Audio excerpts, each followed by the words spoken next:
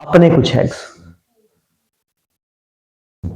जब वुमेन्स में पुबिक एज आती है, पुबर्टी की एज जब हिट होती है, तो क्या होता है, जब बच्चे पैदा मतलब एक लड़की पैदा होती है तो मदर एज ए गिफ्ट में एग अपनी बेटी को दे देती है, ठीक है, और वो एग्स उसकी बॉडी में जाके स्टोर रहते हैं। जब पुबर्टी की एज हिट होती है तो वो एग्स क्या हो जाते हैं, डेवलप होने स्टार्ट होते हैं, ठीक है।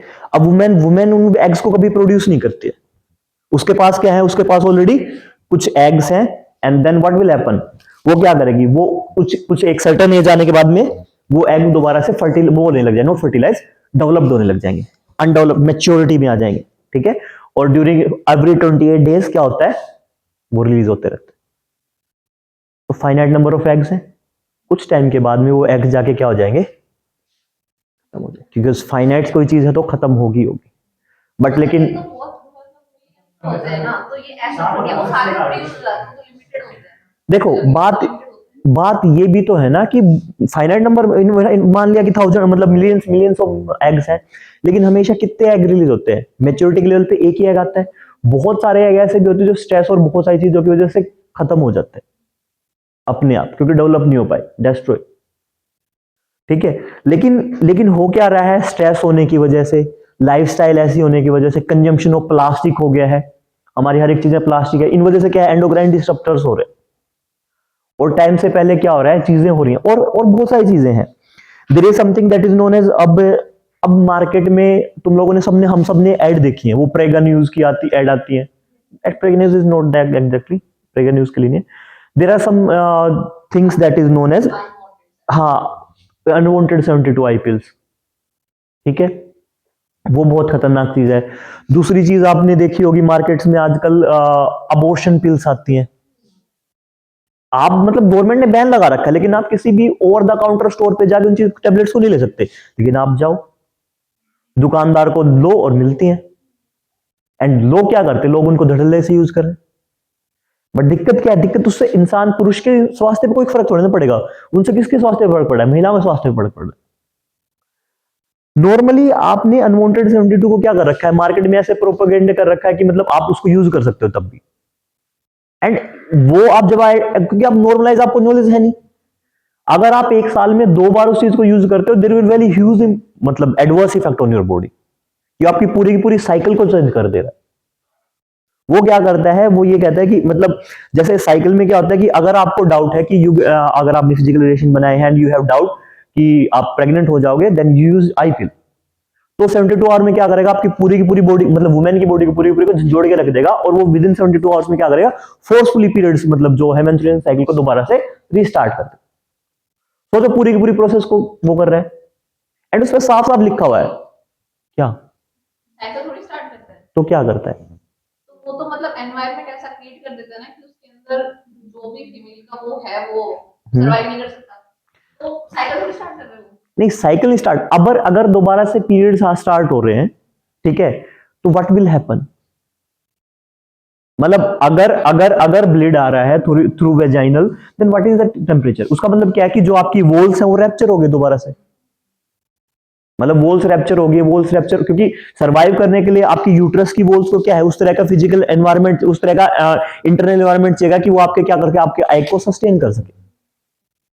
अब अब ये क्यों बोलते हैं कि 30 की एज के बाद में वुमेन्स के लिए it's very difficult to conceive a baby, क्यों, बिकॉज जो वॉल होती है वो हर महीने क्या होता है, वो वॉल क्या होती है, ब्रेक होती है, एंड ब्रेक होने के बाद दोबारा रैप्चर, दोबारा रैप्चर, समटाइम्स ऐसा होता है कि क्या होता है कि वो वॉल ही अच्छे से नहीं सस्टेन कर पाती है। अब ऐसा क्यों बोलते हैं कि सी सेक्शन जब होता है, सी सेक्शन डिलीवरी होती है, वो सिर्फ 2 बार ही हो सकती है, बिकॉज आप पूरा यूट्रस कट कट कट कर रहे हो। दिक्कत ये है, जो मतलब हम थोड़ा सा आगे बढ़ गए, बात ये है कि finite number of eggs mother के थ्रू मिलते हैं, एंड जब फाइनाइट नंबर ऑफ एग्स मिलते हैं तो कुछ टाइम के बाद में क्या हो जाएंगे, डिप्लीट हो जाएंगे। लेकिन मेल में ऐसा नहीं है, मेल क्या करते हैं, मेल की बॉडी में स्पर्म जो प्रोडक्शन है उसका फिनोमिना अलग तरीके से, तो अगर मेल चाहे तो 90 की एज में फादर बन सकते हैं, but women they can't conceive the baby just because of this phenomena, ठीक है। अच्छा एक चीज और थी, भूत पकड़ने वाली बात, ठीक है, किसी ने देखा है सर हमने भूत पकड़ा है, पकड़ा है किसी ने? अब ये मत कहने लग जाना किसी पड़ोस वाले के बाजू पकड़ के सर पकड़ लिया, मेरा दोस्त ही भूत है, ठीक है, ये दिख रही है सर देखो, आप भूत की बात करें, मैंने चुड़ैल को पकड़ रखा है।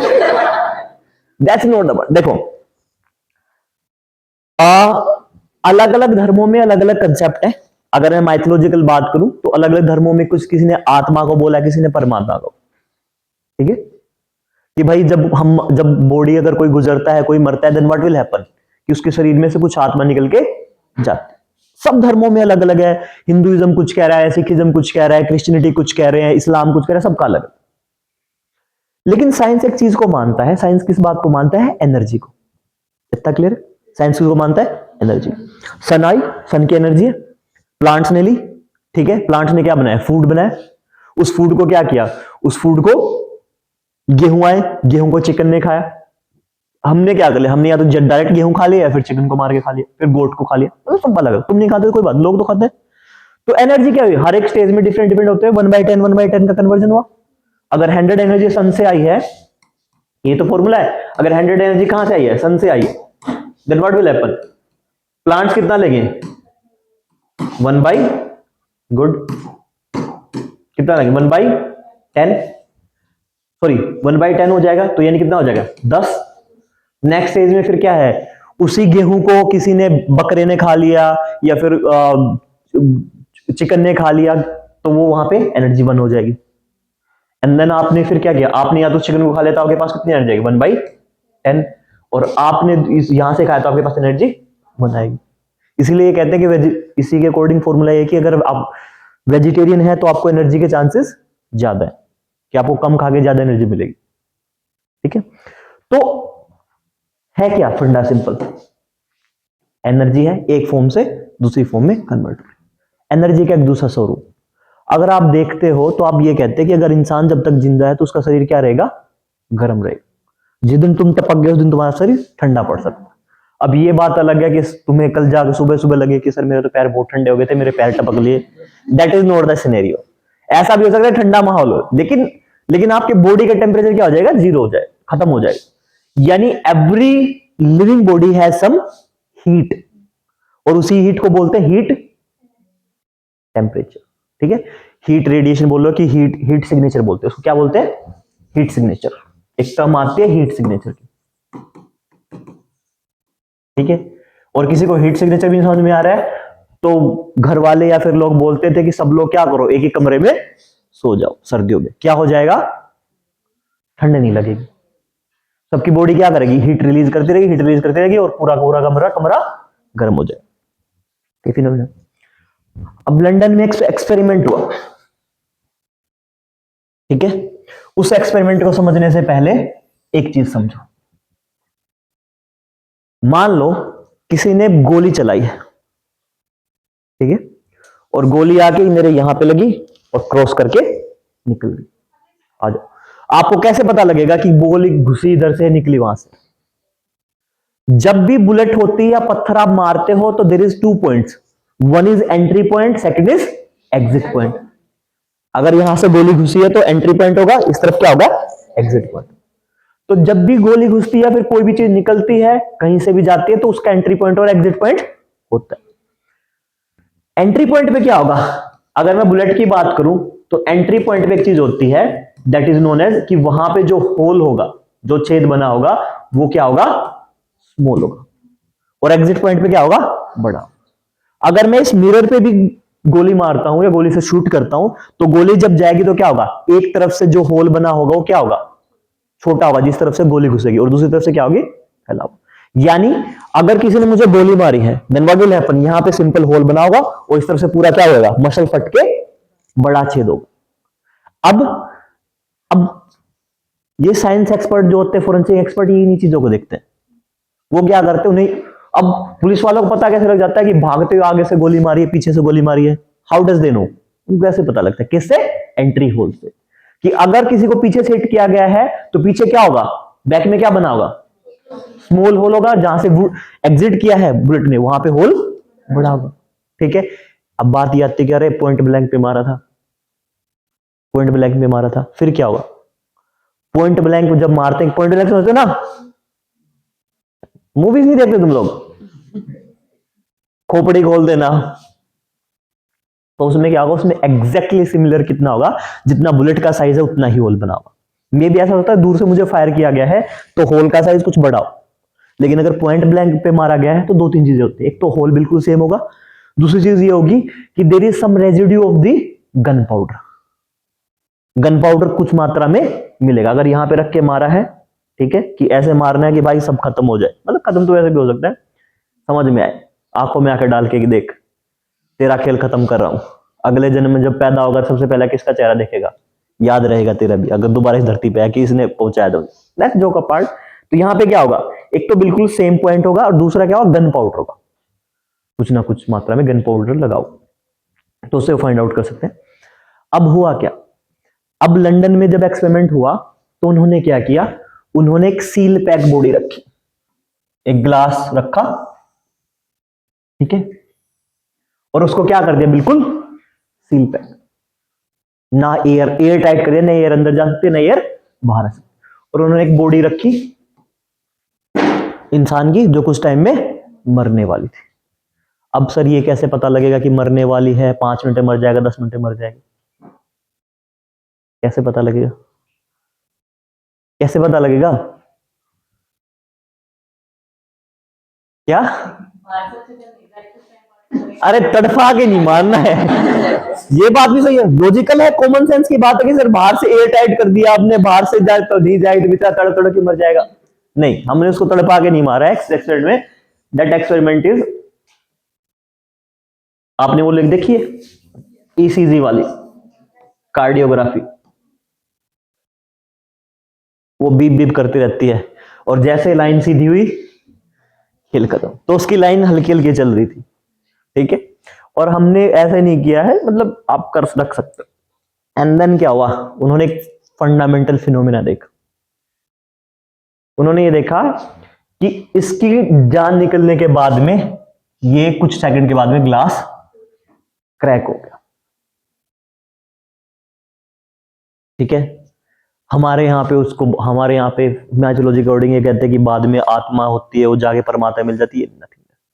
उन्होंने अपने एक्सपेरिमेंट के कंक्लूजन में लिखा, आप यूट्यूब पे भी एक देख सकते हैं, एक्सपेरिमेंट है और इसमें मूवी भी बनी है, साउथ इंडिया की एक मूवी थी उसमें भी ये दिखाया गया, और उन्होंने अपने एक्सपेरिमेंट में लिखा कि देयर इज समथिंग, जब डेथ होती है तो इंसान की बॉडी से अमाउंट ऑफ एनर्जी निकलती है।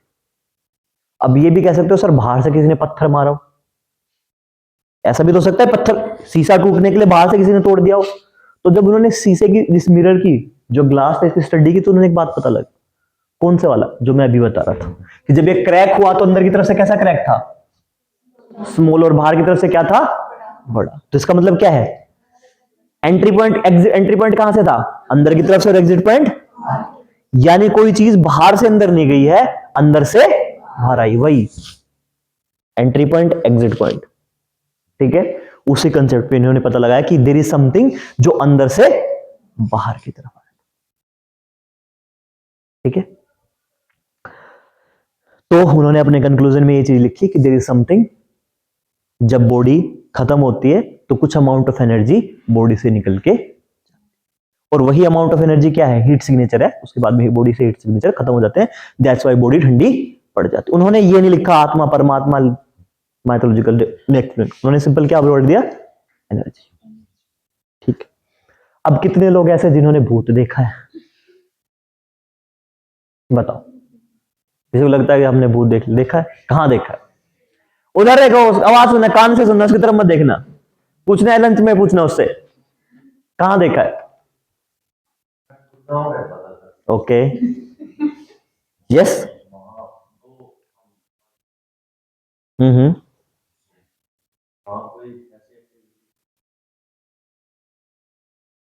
आप कैसे बता सकते हो कि कैसे एक्टिविटी है, कैसे एक्टिविटी नहीं है,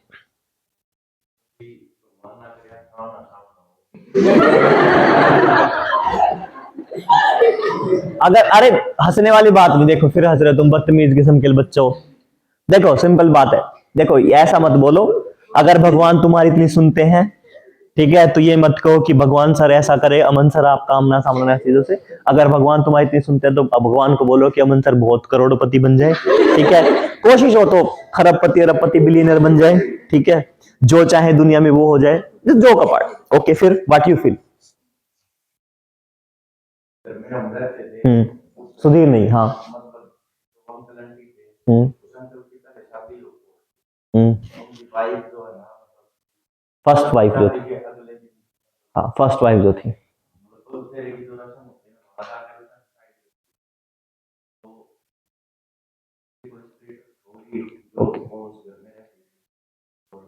भाई ये बात सच है, बीबी पीछा नहीं छोड़ती है, ये बात सच है। हाँ, ये तो मैं मान रहा हूँ, फिर बीबी पीछा नहीं छोड़ती है। हाँ, तो फिर मतलब वो फिर उन्होंने सेकंड शादी कर ली। ओके।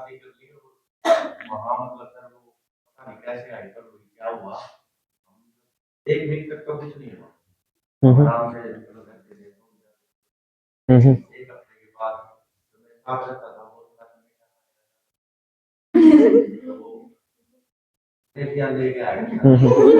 ओके, रुको, नहीं, ये बंद करो प्लीज। हाँ, ओके। मीठा खाने की।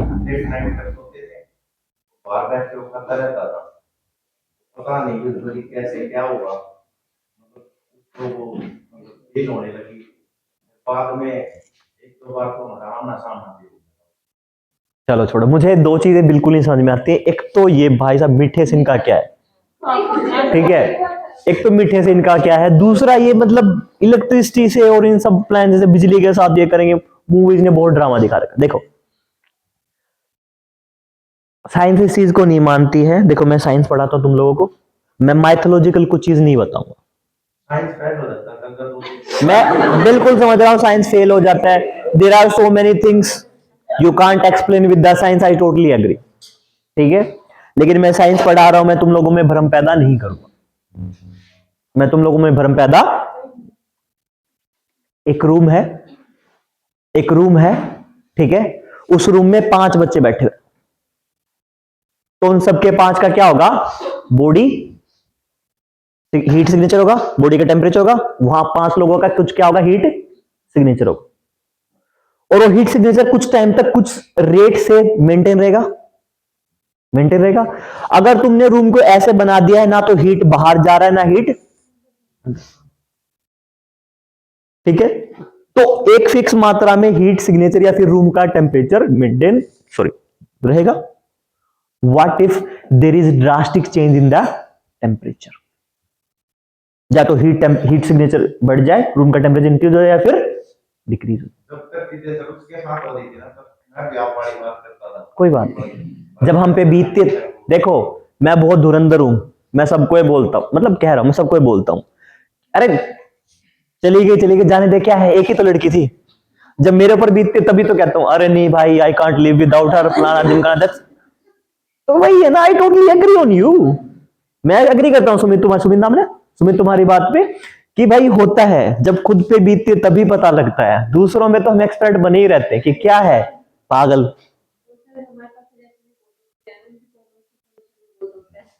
बात ये है ना कि जब अपने पे आती, हम लोगों को कह देते हैं, जब अपने पे आती तभी पता लगता है। खुद पढ़ाई का देख लो, अगर मुझे किसी सब्जेक्ट में अच्छे मार्क्स आ रहे हैं, मैं बहुत अच्छे से पढ़ रहा हूं, सबको कह रहा है अरे क्या है, हार्ड थोड़ी ना है, 2 घंटे पढ़ेगा हो जाएगा, ठीक है। लेकिन जब मेरी पढ़ने की बारी आती है कि सब्जेक्ट की मुझे नहीं पढ़ा जा रहा, तो नहीं पढ़ा जा रहा, तो अपने वाली में खोता है। This is the basic manage. हम प्रॉब्लम पे बाद में बात करेंगे, मैं इस पे कर लेता हूं, ठीक है। अब क्या हुआ देखो, थोड़ा मैं बताना चाहूंगी, वो एनर्जी अपने शरीर से निकलती है, बात यही है, और आप सही कह रहे हैं। साइंस की क्लास को तुमने भूतों की क्लास बना दिया, ओकल्ट की क्लास बना दी तुमने। बैक टू दिस पॉइंट, अब क्या हो गया है कि अगर उस रूम में टेम्परेचर चेंज हुआ है, देन इज सिंपल, एक बात का मतलब क्या है, क्या है,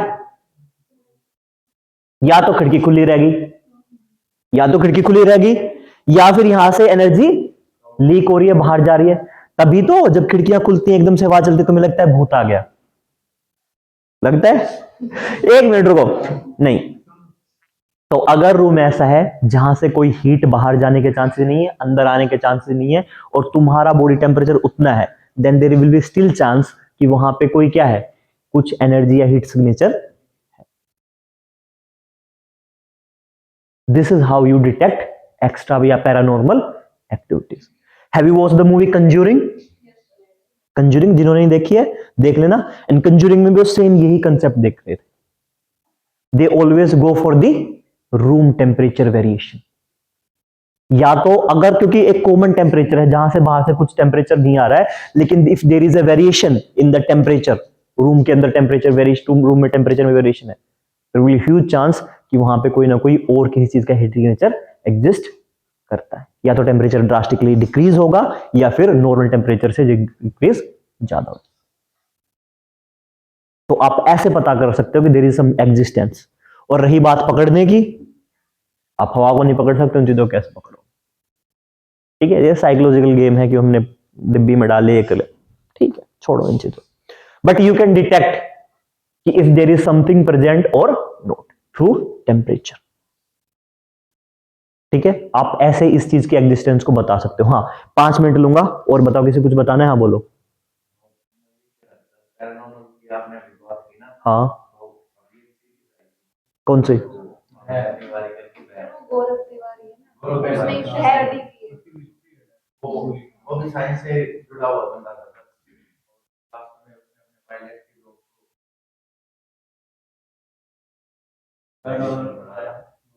देखो, चीजों के देखने के नजरिए अलग अलग हैं। मैं अगर थोड़े माइथोलॉजिकल तरह से जाऊं तब भी अलग है। तुम्हें अगर देखो, अगर मैं हिंदू मैथोलॉजी की बात करता हूं, तो हिंदू मैथोलॉजी में आपको क्या मिलेगा?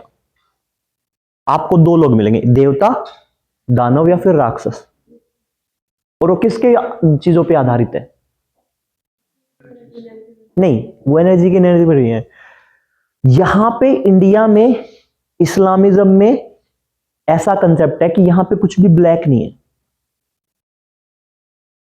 देखो, 2 चीजें हैं, एक तो व्हाइट, एक तो है पूरा व्हाइट और दूसरा है ब्लैक। ठीक है, लेकिन हिंदू सभ्यता, हिंदू मैथोलॉजी के अकॉर्डिंग ऐसा कुछ भी नहीं। आपने बहुत सारे एग्जाम्पल देखे हैं जो बुरे लोग अच्छे बन गए और अच्छे लोग बुरे बन गए। तो यहां पे क्या है, यहां पे कर्मों का आधार दिया हुआ है कि आपके अच्छे कर्म होंगे, आपने गलत जगह पे जन्म ले लिया तो आप अच्छे बन सकते हो। और बहुत सारे राक्षस ऐसे हैं जो बहुत बढ़िया थे, लेकिन राक्षसों का दावनों का कंसेप्ट क्या था कि वो सब बुरे ही रहेंगे। लेकिन have the example of Raja Bali, somehow Ravan देख लो, और लास्ट स्टेज में डिफरेंट क्राइटेरिया हो गया था, लेकिन 3 चीजें वैसे। और बहुत सारे ऐसे लोग हैं जिन्होंने बहुत अच्छे काम किए, देवताओं में बहुत ऐसे थे जिन्होंने बहुत बुरे काम किए। ठीक है, दूसरों की स्त्रियों के साथ समथिंग लाइक दैट, बहुत सारी चीजें थी। तो यहां पे कंसेप्ट क्या है? यहां पे कंसेप्ट ऐसा है कि कोई भी चीज ना तो पूरी ब्लैक है ना ही पूरी। लेकिन जब आप किसकी बात करोगे, जब आप क्रिश्चियनिटी की बात करोगे, जब आप जूडिज्म की बात करोगे, ठीक है, जब आप ओल्ड टेस्टामेंट वाली बात करोगे, वहां पे कंसेप्ट है डेविल का। Devil is pure black. वहां पे ऐसा नहीं कि वहां पे ऐसा ट्रांसफॉर्मेशन का, रिफॉर्मेशन का कंसेप्ट है नहीं कि चीजें क्या हो जाएंगी अगर वो ब्लैक है तो he can transform. There is a concept morning Lucifer morning star, सुना है तुमने? उसके ऊपर एक वेब सीरीज भी आई थी, नेटफ्लिक्स पे है, लूसीफर नाम से। ठीक है, वो क्या था, वो गुड था, then he is a fallen angel. और फॉलन एंजल में क्या, बाद में वो कहा नरक का या फिर उसका वो बना दिया उसको गॉड। लेकिन बात क्या है, बात ये है कि वो भी डेविल नहीं है। वहां पे जो डेविल का कंसेप्ट है वो है प्योर ब्लैक का, आप उसको चेंज करके व्हाइट नहीं कर सकते, देयर विल नो चांस। लेकिन हिंदुइज्म में क्या है, हिंदुइज्म में बहुत सही कंसेप्ट ये है कि वहां पे ना तो सब चीजें पूरी व्हाइट है ना सब चीजें ब्लैक। अगर आपने अपने बुरे काम किए तो व्हाइट भी ब्लैक बन जाएगा, और ब्लैक भी क्या बन सकता है, व्हाइट बन सकता है। लेकिन जूडिज्म, क्रिश्चियनिटी, वहां पे ऐसा ट्रांसफॉर्मेशन का सीन नहीं। तो बहुत सारी चीजें के नजरिए भी अलग अलग देखने के, और वो भी चीजें, और पर्सनल ओपिनियन सबके अपने अपने हो सकते हैं। कुछ लोगों को लगता है हम मानते, कुछ लोगों को लगता है हम नहीं मानते। ठीक है, बहुत सारे लोग मंदिर में जाते हैं, कितने लोग हैं मंदिर जाते हैं? सब जाते हैं। कोई है ऐसा जिसको नहीं पता है कि मतलब भगवान होता ही नहीं? कोई है ऐसा? पिछले बैच में थे बहुत सारे लोग, हाँ है होते ही नहीं है। ठीक है, ये अपना एक है। अब लेकिन उसकी चीज पे ये है, अगर आप बहुत सारे उनके फिलोसफर्स की बात करोगे, चाहे आप इनकी बात कर लो, ये थे भगत सिंह की बात कर लो, अवाया मैथिस्ट, उन्होंने बात बताई थी। अब जो नास्तिक लोग हैं वो सबसे बड़े आस्तिक हो सकते हैं। अब बात ये कि अगर मैं ये कहता हूं, मान के फॉर एग्जांपल देख लो, अगर मैं कहता हूं भूत है नहीं है नहीं है नहीं, अगर मुझे, छोड़ो भूत भी छोड़ो, अगर मुझे लगता है कि भाई कोई भी कुत्ता नहीं काटता है, क्योंकि मैंने आज तक क्या देखे हैं, या तो मैंने पमेरियन देखे हैं, या फिर मैंने क्या देखे हैं, वही लेब्राडोर देखे हैं जो क्यूट क्यूट हैं, जाएंगे चोरों को भी क्या कह देंगे कि आओ उठा ले जाओ सामान, बस हमारी बेली पे रब कर दो, बिकॉज वी फील गुड। तो तुमने देखा कि पमेरियन वो बस भोगते भोगते रहते, काटते नहीं है। आओ कभी मैदान में, ठीक है, तुम देसी कुत्ते के सामने, जो स्ट्रे डॉग होते हैं, उनके सामने खाना रखो और फिर खाने को उठाने की कोशिश करो, तुम्हारे हाथ को नहीं चबा लिया तो फिर तुम ये कहोगे और भौंकेंगे भी नहीं, तुम्हारे सारे कंसेप्ट क्या हो जाएंगे, फेल हो जाएंगे। तो जो नास्तिक लोग हैं उनके साथ एक दिक्कत ये भी तो है ना कि उन्हें आज तक कोई ऐसा मिला नहीं है जो उन्हें ये समझा सके कि ये चीज है या नहीं है। ये भी है दिक्कत, है प्रॉब्लम ये भी। तो सब साइकोलॉजी का गेम है, और जो लोग मानते हैं वो अपने अलग तरीके से मानते हैं। अब मैं सब लोगों से पूछूं कि मंदिर में जाके क्या मांगते हो, कितने लोग ऐसे जो सर हम तो मांगते कुछ नहीं, हमें तो भंडारा खाने से मतलब है। बहुत सारे लोग ऐसे भी होंगे कि सर ठीक है मंगलवार को इसलिए जाते, बढ़िया बढ़िया प्रसाद मिलती है, मैं तो मौके में रहता हूं, जो लड्डू लेके उसके पास जाके खड़ा हो जाता हूं, बूंदी तो हर रोज खाते। ऐसे भी हो सकते हैं। मैं खुद था 2018 में मंदिर में जाता, बाहर रहते थे कि कितना बाहर से खर्च करें, मस्त मंदिर में जाओ, 2-4 दिन क्या करो, मंदिर में डालो पैसे, पुजारी से जान पहचान करो, और जब कुछ नहीं प्रसाद दे तो जाके कहो पंडित जी प्रसाद दे दो, वहां पे लड्डू रखे होंगे, उसको बोलो पंडित जी लड्डू दे देना, दे देगा। अब तुमने मांग लिया तो कैसे मना करेगा, क्योंकि अगर वो मना कर देगा तो 100 लोग और भी खड़े हैं, वो कहेंगे अरे कैसा पंडित है, मतलब कैसा, क्योंकि उनका वो नेचर है ना कि उनको एक सर्टेन डेकोरम बना के रखना है, वो अपने डेकोरम के अकॉर्डिंग मना नहीं कर सकते, तो उनको मजबूरी में देना पड़ेगा। मैं आराम से लड्डू खा रहा हूं मस्त। तो ये क्राइटेरिया अलग है ना कि कैसे कैसी चीजें हैं और कैसी नहीं है, सबके ऊपर डिपेंड करता है। लेकिन अगर मांगी जाए तो क्या चीज मांगी जाए बताओ? शांति, सुख शांति, ओके, किससे मांगोगे सुख शांति? अब तुम ऐसे देवता से, अब तुम का अब सब लॉर्डों का अलग अलग रूल है भाई। देखो अगर आज मेरे पास तुम आके कह दो कि अमन सर मुझे 1 करोड़ दे दो, मैं कहां से दे पाऊंगा, मेरे पास खुद ही नहीं है। तुम आके कहोगे सर हमें साइंस लैब में स्पेस टेक्नोलॉजी समझ में आ रही, मुझे आती तो मैं समझा सकता हूं, क्योंकि मेरे पास वो चीज है। जिसके पास जो चीज है वही तो दे सकता है, वही दे सकता है। तो मांगो तो ऐसे लोगों से मांगो जो दे सके तुम्हें। अगर जैसे बहुत सारे गॉड हैं, अगर तुम जैसे वोर के लॉर्ड इंद्रा से या फिर कार्तिकेय से ये मांगोगे कि मैं सुख शांति दे दे, वो नहीं दे सकते। फॉर एग्जाम्पल एक बहुत मतलब कहावत भी है और गलत तरीके से बोलते, अब तुम हनुमान जी से कहते हो प्लीज मेरी शादी करा दो, हंसने की बात नहीं है, because he can't give you that, he can give you the पराक्रम, शक्ति, उस तरीके की चीजें। और हम क्या है, हम इतने बेवकूफ हैं, हम जाते हैं हाथ जोड़ के बैठ जाते हैं। This is not how things work. तुम्हें पता है शिवलिंग पहले नहीं हुआ करता था, और मैं ये नहीं कह रहा हूं, हिस्ट्री की बुक्स में लिखा हुआ, पहले शिवलिंग नहीं हुआ करता था। क्या था, लोग मेडिटेशन करते थे, जाते थे मेडिटेशन करते थे, and then what will happen, ध्यान लगाते थे, अपने आप को ट्रांसफॉर्म करते थे। लेकिन इंडिया, और फिर वो क्या करते थे, अब किसी चीज पे ध्यान भी लगाना पड़े तो उन्होंने क्या किया, उन्होंने दीपक जलाया। क्या किया, दीपक जलाया, एंड द दीपक जलाने के बाद व्हाट विल हैपन, उस पर ध्यान लगाना। लेकिन दीपक के साथ एक प्रॉब्लम है, हवा चलेगी तो क्या है, उसकी लो फ्लक्चुएट कर सकती है, बुझ भी सकता है। फिर उन्होंने क्या है, फिर उन्होंने कोई स्थिर चीज ली जिसपे और ज्यादा तरीके से ध्यान लगा सकते हैं। और एक और चीज तुम्हें जान के हैरानी होगी, अर्लीस्ट एजेस में जो गॉडेसेस की फोटो बनी हुई है, कि कोई भी देवियों की फोटो लगा लो, उन सब की फोटोज कैसे बनी थी? आज के टाइम पे देयर इज अ रिलीज, एक चीज मानी जाती है जिसको बोलते हैं प्रोस्टिट्यूशन, और जो मतलब नॉर्मल में अच्छा नहीं माना जाता। तुम्हें जान के हैरानी होगी कि अर्ली स्टेजेस में जो फोटो बनी थी देवियों की, वो सब की सब किसी ना किसी खूबसूरत प्रोस्टिट्यूशन से इंस्पायर होके बनी है। राजा राजा रवि वर्मा। अच्छा अच्छा, क्यों ऐसा क्यों था? अगर तुम 20 साल का ये उठा के देख लो, 20 साल से पहले नाच ही नहीं सकते थे। नाचना is a very bad habit माना जाता है, तो बॉलीवुड ने थोड़ा ट्रेंड चेंज कर दिया, इतना सही हो गया। आज के टाइम पे भी क्या है, आज के टाइम पे लड़कों को कहते हैं नहीं आता नाचना, जिनको आता है कहते वो हरामखोर है। ऐसी ऐसी बातें होती है, हरियाणा में और ज्यादा होती है। कोई सभ्य डांस, अब तुम देखो ना, अब तुम एक चीज देखो, मतलब ये सोचने की बातें हैं। Have example of Sapna Chaudhary, decent lady है, बहुत अच्छी होगी, because she choose to perform.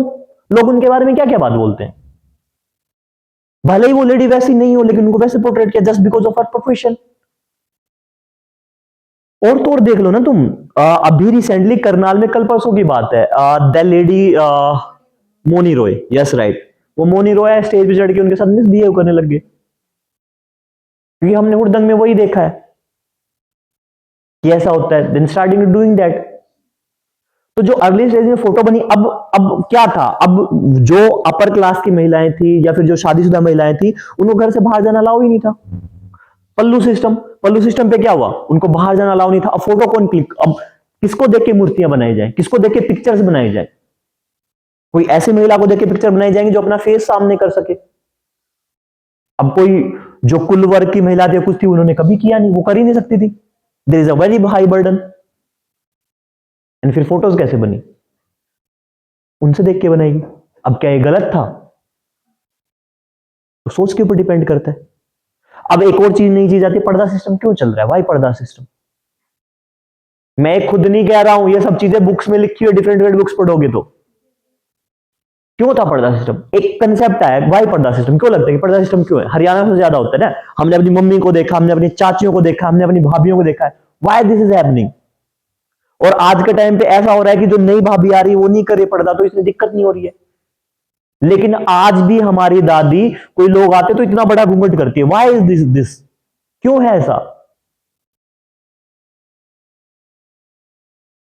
मुस्लिम काल के दौरान कहां, मतलब ये सब कहने की बात है, मुस्लिम काल के दौरान हुआ था ये वो। मुसलमान जहां पे, अब मुसलमानों में बुर्का आया, मुसलमानों में बुर्का सिस्टम क्यों था? इस्लाम की स्टार्ट कहां हुई? सऊदी अरेबिया से। सऊदी अरेबिया में कैसा टेम्परेचर है? गर्मी है बहुत ज्यादा।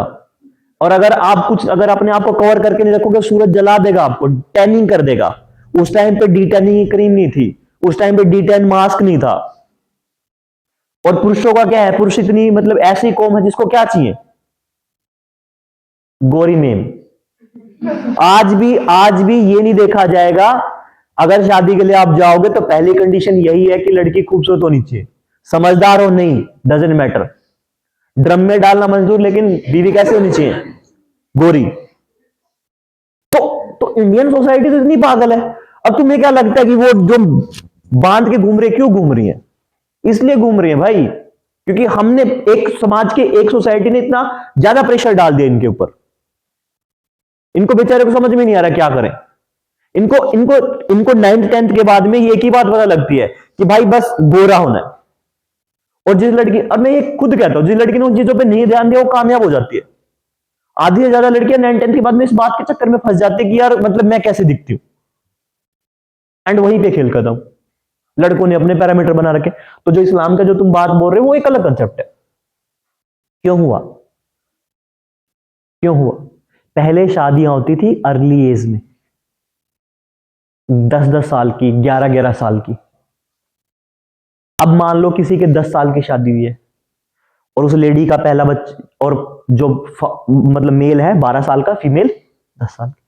जब फीमेल 14 साल की या 15 साल की हुई तो उसको पहला बेबी हो गया। फादर कितने का है? 2 साल बड़ा था, तो अगर वो 14 का है तो फादर 16 का, या फिर फादर 18 के। अब हुआ क्या, जब बच्चा दोबारा से 12 साल का होगा तो फादर कितने साल के होंगे? 28 या 30 साल के, 26 से 30 साल के बीच में होंगे, 26 से 30 साल के बीच में। फिर उनकी वाइफ आएगी, अब बहू आएगी, एंड बहू आने पे क्या होगा? वो भी वो 12 का हुआ तो वो 10 की होगी, या फिर ऐसा हो सकता है वो भी 12 की हो, लड़का भी 12 का। जब वो अपनी पीक एज में आएगी, अर्ली एज में, कहां पे 15, 16, 17 में, फादर इन लॉ कितने के होंगे? 30 के, 32 के, मतलब सब 28 से 32 लगा लो। Then what will happen? There is a attraction towards opposite gender. There is a, ठीक है, मैं नहीं कह रहा हूं ये बात, ये लिखा हुआ है बहुत सारों ने और जस्टिफाई किया हुआ उन बुक्स में। कभी तुम कल को खड़े होकर कह जाओगे क्या बोल दिया कि सर ऐसे फादर इन लोग कहां पे मतलब बहू के साथ में, और ये सब। दुनिया में तरह तरह के लोग हैं, हम बबली उस पे उन चीजों पे बात नहीं कर रहे। बहुत मतलब बहुत अजीब अजीब दुनिया में दो ही तरह के लोग हैं, एक अच्छे लोग, एक बुरे लोग। ना तो दुनिया में महिलाएं हैं, ना दुनिया में पुरुष हैं, ये पक्के हैं, या तो अच्छे या फिर बुरे। अब वो अच्छे बुरे में अच्छे पुरुष भी हो सकते हैं, अच्छी महिलाएं भी हो सकते हैं, अच्छे लड़के हो सकते हैं, लड़कियां भी हो सकती हैं, बुरे लड़के हो सकते हैं, बुरी लड़कियां हो सकती हैं, बुरे पुरुष हो सकते हैं, बुरी महिलाएं हो सकती हैं। यही है। तो उस चीज को रोकने के लिए क्या कहते हैं? उस चीज को रोकने के लिए पर्दा सिस्टम आया। अब क्या हो रहा है? अब फंडामेंटल चेंज हो गया। 30 साल के लोग हो गए हैं, शादी नहीं हो रही है, या लोग करना नहीं चाह रहे हैं, ड्रम से डर लग रहा है, या फिर जिससे करनी थी उससे नहीं हो रही है, अपने फंडे है। और सबसे बड़ी प्रॉब्लम क्या है कि आज मेरा खुद का खर्चा नहीं निकल रहा है, हंसना नहीं पीछे सामने ध्यान, या फिर क्या है, सुदेश नहीं, इधर नहीं, तुम भी, अमित क्या नाम है, हाँ करण सिंह नहीं। तो अब क्या है, अब कुछ ये भी है कि अगर मेरा खुद का खर्चा नहीं हो रहा तो मैं सामने वाले कैसे खर्चा उठाऊंगा? तो बहुत सारे फंडामेंटल है। तो कैरियर सेट होते होते 30-32 की एज आ जाती है। 32 में मैंने शादी की, 28 में वो, 28 की वो है या 30 की वो है। अब हम क्या सोचेंगे? हम ये सोचेंगे यार सारी जिंदगी घिसाई है, इतनी मेहनत की, थोड़ी सी जिंदगी जी ले। 35 में बच्चे हो रहे हैं, ठीक है, जब मेरे बच्चे 15 के हो रहे हैं मैं 50 का हो जाऊंगा, ठीक है। अब वो जब 22-23 के हुए मैं 60 का हो जाऊंगा, उन्होंने फिर शादी की, अगर वो 30 में आगे करे तो मैं 70 का हो जाऊंगा। तो कहां उसको पर्दा करने की जरूरत है? Because there is no attraction, क्योंकि बॉडी में ताकत नहीं की, तो वो भी फंडे है, ठीक है। तो चीजें ऐसी हैं। और पता है क्या है, इन चीजों पे सोचा करो, क्योंकि यूपीएससी तुम्हें कभी भी क्या नहीं करेगी, कभी भी तुम्हें क्लास नोट से कभी भी हेल्प नहीं मिलेगी। क्लास नोट तुम्हारा एक बेस क्रिएट करेंगे, उस बेस के ऊपर तुम कितनी चीजें लिख सकते हो, कितनी चीजें समझ सकते हो, कितनी अंडरस्टैंडिंग क्रिएट कर सकते हो, और यही अंडरस्टैंडिंग तुम्हें अपने आंसर्स में लिखने, यही अंडरस्टैंडिंग तुम्हें अपने इंटरव्यू के टाइम पे देनी है। क्योंकि क्योंकि हमारे साथ दिक्कत क्या है, हमारे साथ सबसे बड़ी दिक्कत यह है कि आज तक जो हमने नोटबुक में लिखा हुआ था वो सब रट के पढ़ के हमने सब पास किया। लेकिन कोई भी अच्छा एग्जाम उठा लो, चाहे आप एनडीए एग्जाम उठा लो, ठीक है, बहुत मतलब उसमें एसएसबी लिख लो, या इंटरव्यू के जिस भी एग्जाम में आपको मेंस देखने को मिलेगा, रिटन वाला मेंस, चाहे आरबीआई ग्रुप बी का देख लो, चाहे यूपीएससी का देख लो, एफकैट वगैरह का देख लो, बहुत जहां पर्सनल इंटरव्यू है वहां पे तो इन चीजों की बहुत मारा मारी। और बहुत सारे लोगों के फेल होने का कारण भी ये है कि वो कहां रहते हैं, वो सिर्फ बेसिक पढ़ाई पे रहते हैं, वो उसके अलावा जो अप्लाइड ज्ञान है उसको साथ मिक्स नहीं कर सकते। और जब जिस दिन तुम्हें चीजें पढ़ के समझ में आने लग जाए, और जिस दिन तुम्हें ये दिखने लग जाए कि क्यों अमेरिका और यूएसए लड़ रहे हैं, सॉरी अमेरिका यूएसए क्यों अमेरिका और रशिया लड़ रहे हैं, क्या वो सिर्फ एनर्जी पे लड़ रहे हैं, क्या और चीज है, हिस्ट्री में ऐसा पास्ट में क्या हुआ था, या आपको ये पता लग जाए कि यार अगर तुम्हारा दिमाग ये इस चीज पे आ रहा है कि यार अजीत पवार की अगर डेथ हुई है तो क्या क्या कारण हो सकते हैं, क्या महाराष्ट्र पॉलिटिक्स को बैक क्लोज हो सकता है, तुम्हारा दिमाग ऐसे चलने लग जाए, क्या पीछे से क्या उनकी डेथ नॉर्मल हो सकती है, क्या कुछ एक्चुअल में हो सकती है, क्या हो सकता है, तुम सोच लेना कि तुम सही डायरेक्शन में। सबसे बड़ी बात यह है कि जो तुम पढ़ रहे हो उस चीज को तुम अप्लाई कहां करते हो, और जब तक तुम अप्लाई नहीं करोगे तब तक तुम रिजल्ट नहीं फाइंड आउट कर सकते हो। तो एक चीज नया लेसन और डालो और लिख लो, अपनी डायरी के फ्रंट पेज पे लिख लेना, अगर खरीदी है तो, नहीं खरीदी है तो खरीद लो, फिर से कह रहा हूं।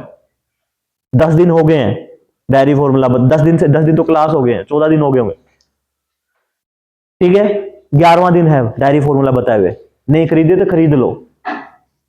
एक दिन कुछ नहीं खाओगे तो कुछ नहीं होता, ठीक, घर वाले रोटी तो दे ही रहे हैं, मैस वाले रोटी दे रहे हैं, एक दिन बाहर बर्गर खाने की मना कर देना। लिख लो कि मुझे क्या करना है, मुझे डेवलप करनी है अपनी एबिलिटी, ताकि मेरी जो एग्जिस्टिंग नॉलेज है उसको मैं अपनी इन्वायरमेंट की नॉलेज के साथ कनेक्ट कर सकूं और मैं देख सकूं कि बैकग्राउंड में क्या चल रहा है। और ये बात भूल जाना, मैं फिर से कह रहा हूं, ये बात भूल जाना कि क्लासरूम का इकलौता पढ़ के तुम्हारा सिलेक्शन हो जाएगा, प्रीलिम्स निकल जाएगा, एग्री प्रीलिम्स निकल जाएगा। प्रीलिम्स में क्या है, प्रीलिम्स में सिंपल आपको 4 ऑप्शंस दिए हुए हैं, 3 गलत हैं, 1 सही है, आपको वो चूज करना है। लेकिन मेंस में आपको अपनी एबिलिटी जनरेट करनी पड़ेगी, वहां पे आपको लिखना पड़ेगा। ये नहीं है कि आपने जो खाया है, जो देखा उल्टी करके आ गए, जो हम नॉर्मल अपने ग्रेजुएशन एग्जाम्स में कर रहे हैं। That is not going to happen there. So need to understand कि पीछे क्या चल रहा है, बैकग्राउंड का क्या है, मैं 4 चीजों के साथ इसको कनेक्ट कर लूं। ठीक है, आ जाओ चलो।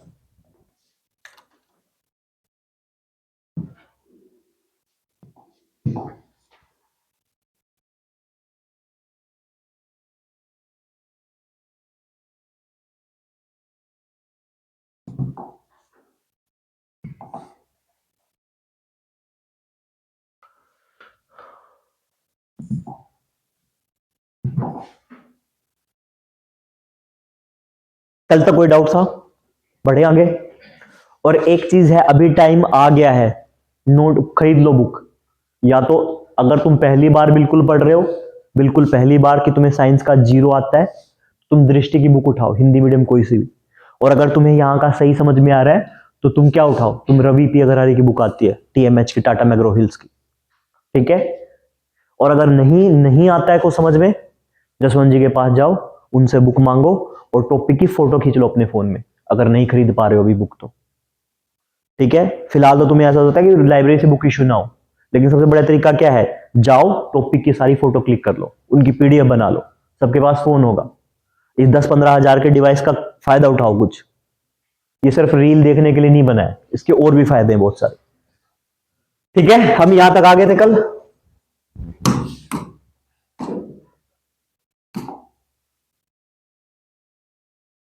यहां तक आ गए थे। ठीक है। मैंने एक चीज और बता दी थी कि ये इस रूल में क्या है, चेंज करके हम क्या कर सकते हैं, फॉरेन प्लेयर्स को भी क्या कर सकते हैं, इनवाइट कर सकते हैं। फॉरेन प्लेयर्स भी कहा कम्युनिकेशन, वो स्पेस बेस्ड कम्युनिकेशन में पार्टिसिपेट कर सकते हैं। ठीक है। अब देखो ये क्या कह रहा है, अब इसने 2 चीज की है। पहले तो देखो अर्थ स्टेशन, इन्होंने पढ़ लो कि इंडियन कंपनीज क्या कर सकते हैं, क्या एस्टेब्लिश कर सकती हैं, telemetry, tracking, command, earth station and satellite control centre inside और आउटसाइड। हाँ ठीक, अच्छा देखिए, आप ये कहते हैं कि हम उनके बारे में पढ़ रहे थे कि स्पेस बेस्ड कम्युनिकेशन पे पहला क्या है, पहला पॉइंट क्या कहते हैं, पहला पॉइंट ये कहता है कि private players can participate providing the, यानी सिंपल ऐसा है कि स्पेस बेस्ड मुझे क्या करना है कि अब मेरे पास इंटरनेट चलाने के क्या है, कम्युनिकेशन मतलब मैं इंटरनेट चलाऊं, कॉलिंग करूं, कॉलिंग फीचर, वाईफाई, ये सब मैं कैसे कर रहा हूं। आज के टाइम पे मैं क्या कर रहा हूं, मेरे पास टावर लगा है, टावर से रेंज मेरे फोन में है।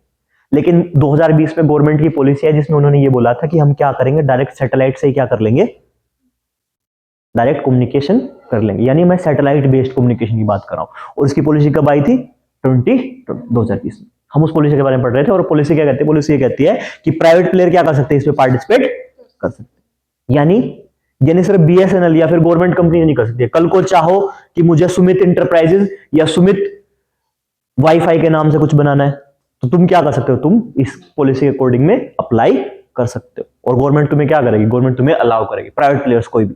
ठीक है, प्राइवेट कंपनीज, प्राइवेट प्लेयर्स एक ही बात है। प्राइवेट कंपनी कौन सी होगी, कंपनीज एक्ट 2013 के अकॉर्डिंग क्या होगी, जिनके शेयर, जिनमें कंपनी की हिस्सेदारी का 1% किसके पास होगी, किसी इंडिविजुअल के पास या किसी प्राइवेट एंटिटी के पास। तो प्राइवेट कंपनीज क्या कर सकती हैं, पार्ट करते हैं। प्राइवेट कंपनीज हो, प्राइवेट प्लेयर हो, एक ही बात। सेकंड पॉइंट क्या कहता है कि अगर कुछ भी हो जाती, कुछ भी दिक्कत हो जाती है, अगर सुमित क्या करो, तुम्हारी सैटेलाइट ने किसी दूसरी सैटेलाइट को डिस्ट्रॉय कर दिया, या किसी दूसरे सैटेलाइट ने तुम्हारी सैटेलाइट को डिस्ट्रॉय कर दिया, कहां, आउटर स्पेस, तो नुकसान हो गया, तो तुम्हारा नुकसान हो गया, तुमने किसी का नुकसान किया, तो उसके लिए जिम्मेवार कौन होगा, तुम ही जिम्मेवार हो। चाहे तुम किसी का दूसरे का नुकसान कर रहे हो, चाहे तुम्हारा हो रहा है। ठीक है, तो किसी अगर तुमने कुछ डैमेज हुआ है तो जिम्मेवारी कौन लेगी, गवर्नमेंट का कोई रोल नहीं हुआ। कल को तुम ये कहो कि सर जियो वालों ने मेरा क्या है, जियो वालों ने मेरी सैटेलाइट तोड़ दी, क्योंकि तुम कंपटीशन में जा रहे हो, तो सरकार तुम्हें नहीं देगी कंपनसेशन, जिम्मेदारी तुम्हारी होगी। और ज्यादा जिम्मेदारी किसकी होगी, जियो की होगी। क्योंकि दोनों क्या है, आउटर स्पेस में काम कर रहे। तो हाँ, तुम केस कर सकते हो, ठीक है, और केस के बाद में क्या होगा, उन्हें जो कंपनसेशन तुम्हें देना होगा या जो फाइन पे करना होगा वो क्या करेंगे, वो तुम्हें फाइन पे करेंगे। थर्ड क्या है, थर्ड ये कह रहा है कि अगर कोई भी है, कोई भी कम्युनिकेशन जो कहां होगा, इंडिया के टेरिटरी में, इंडिया के अंदर अंदर होगा, वो कहां होगा, वो स्पेस और स्पेस ऑथराइजेशन एसेट के थ्रू होगा। यानी कहने का मतलब सिंपल इतना है कि भाई अगर किसी को इंडिया में क्या करना है, स्पेस बेस्ड कम्युनिकेशन करना है, गाइस सोना नहीं, यहां ध्यान दो, स्पेस बेस्ड कम्युनिकेशन करना है तो उसको एक क्या चाहिएगा, स्पेस एसेट ऑथराइजेशन चाहिए। और स्पेस एसेट ऑथराइजेशन क्या कहता है, सिंपल एक टाइप का लाइसेंस या सर्टिफिकेट। और ये लाइसेंस और सर्टिफिकेट किसको मिलेगी, सिर्फ और सिर्फ इंडियन एंटिटीज को। ये 2020 में कहा गया था, और 2020 में इसी कहने की वजह से स्टारलिंक कभी इंडिया में काम नहीं कर पाया, क्योंकि ये जो लाइसेंस मिलेगा किसको मिलेगा, सिर्फ इंडिया की कंपनीज को। यानी इंडिया में फिर किसने किया है, इंडिया में फिर क्या है, जियो फाइबर आया, एयरटेल एक्सट्रीम आया, ठीक है, और क्या है, वन वेब की आई,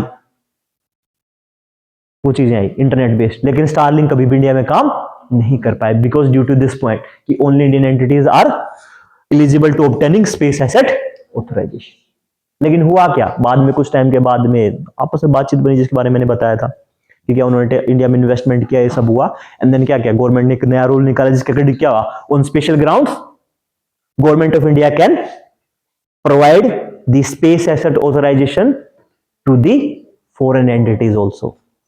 ये बाहर की कंपनीज को भी क्या कर सकती है, इंडिया स्पेशल ग्राउंड्स पे क्या कर सकती है, एंटिटी मतलब जो स्पेस एसेट ऑथराइजेशन जो सर्टिफिकेट है वो दे सकती है।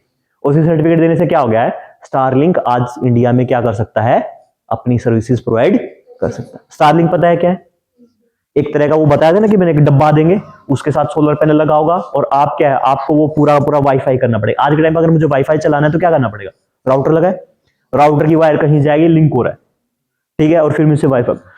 स्टारलिंक का प्रोजेक्ट क्या, स्टारलिंक का प्रोजेक्ट ये है कि सिंपल सा आपको क्या देंगे, एक ऐसा व्हाइट कलर का बॉक्स देंगे, टोटल सारा एक सोलर पैनल है, एक बैटरी है, और एक साथ में क्या है, एक एंटीना है, ठीक है।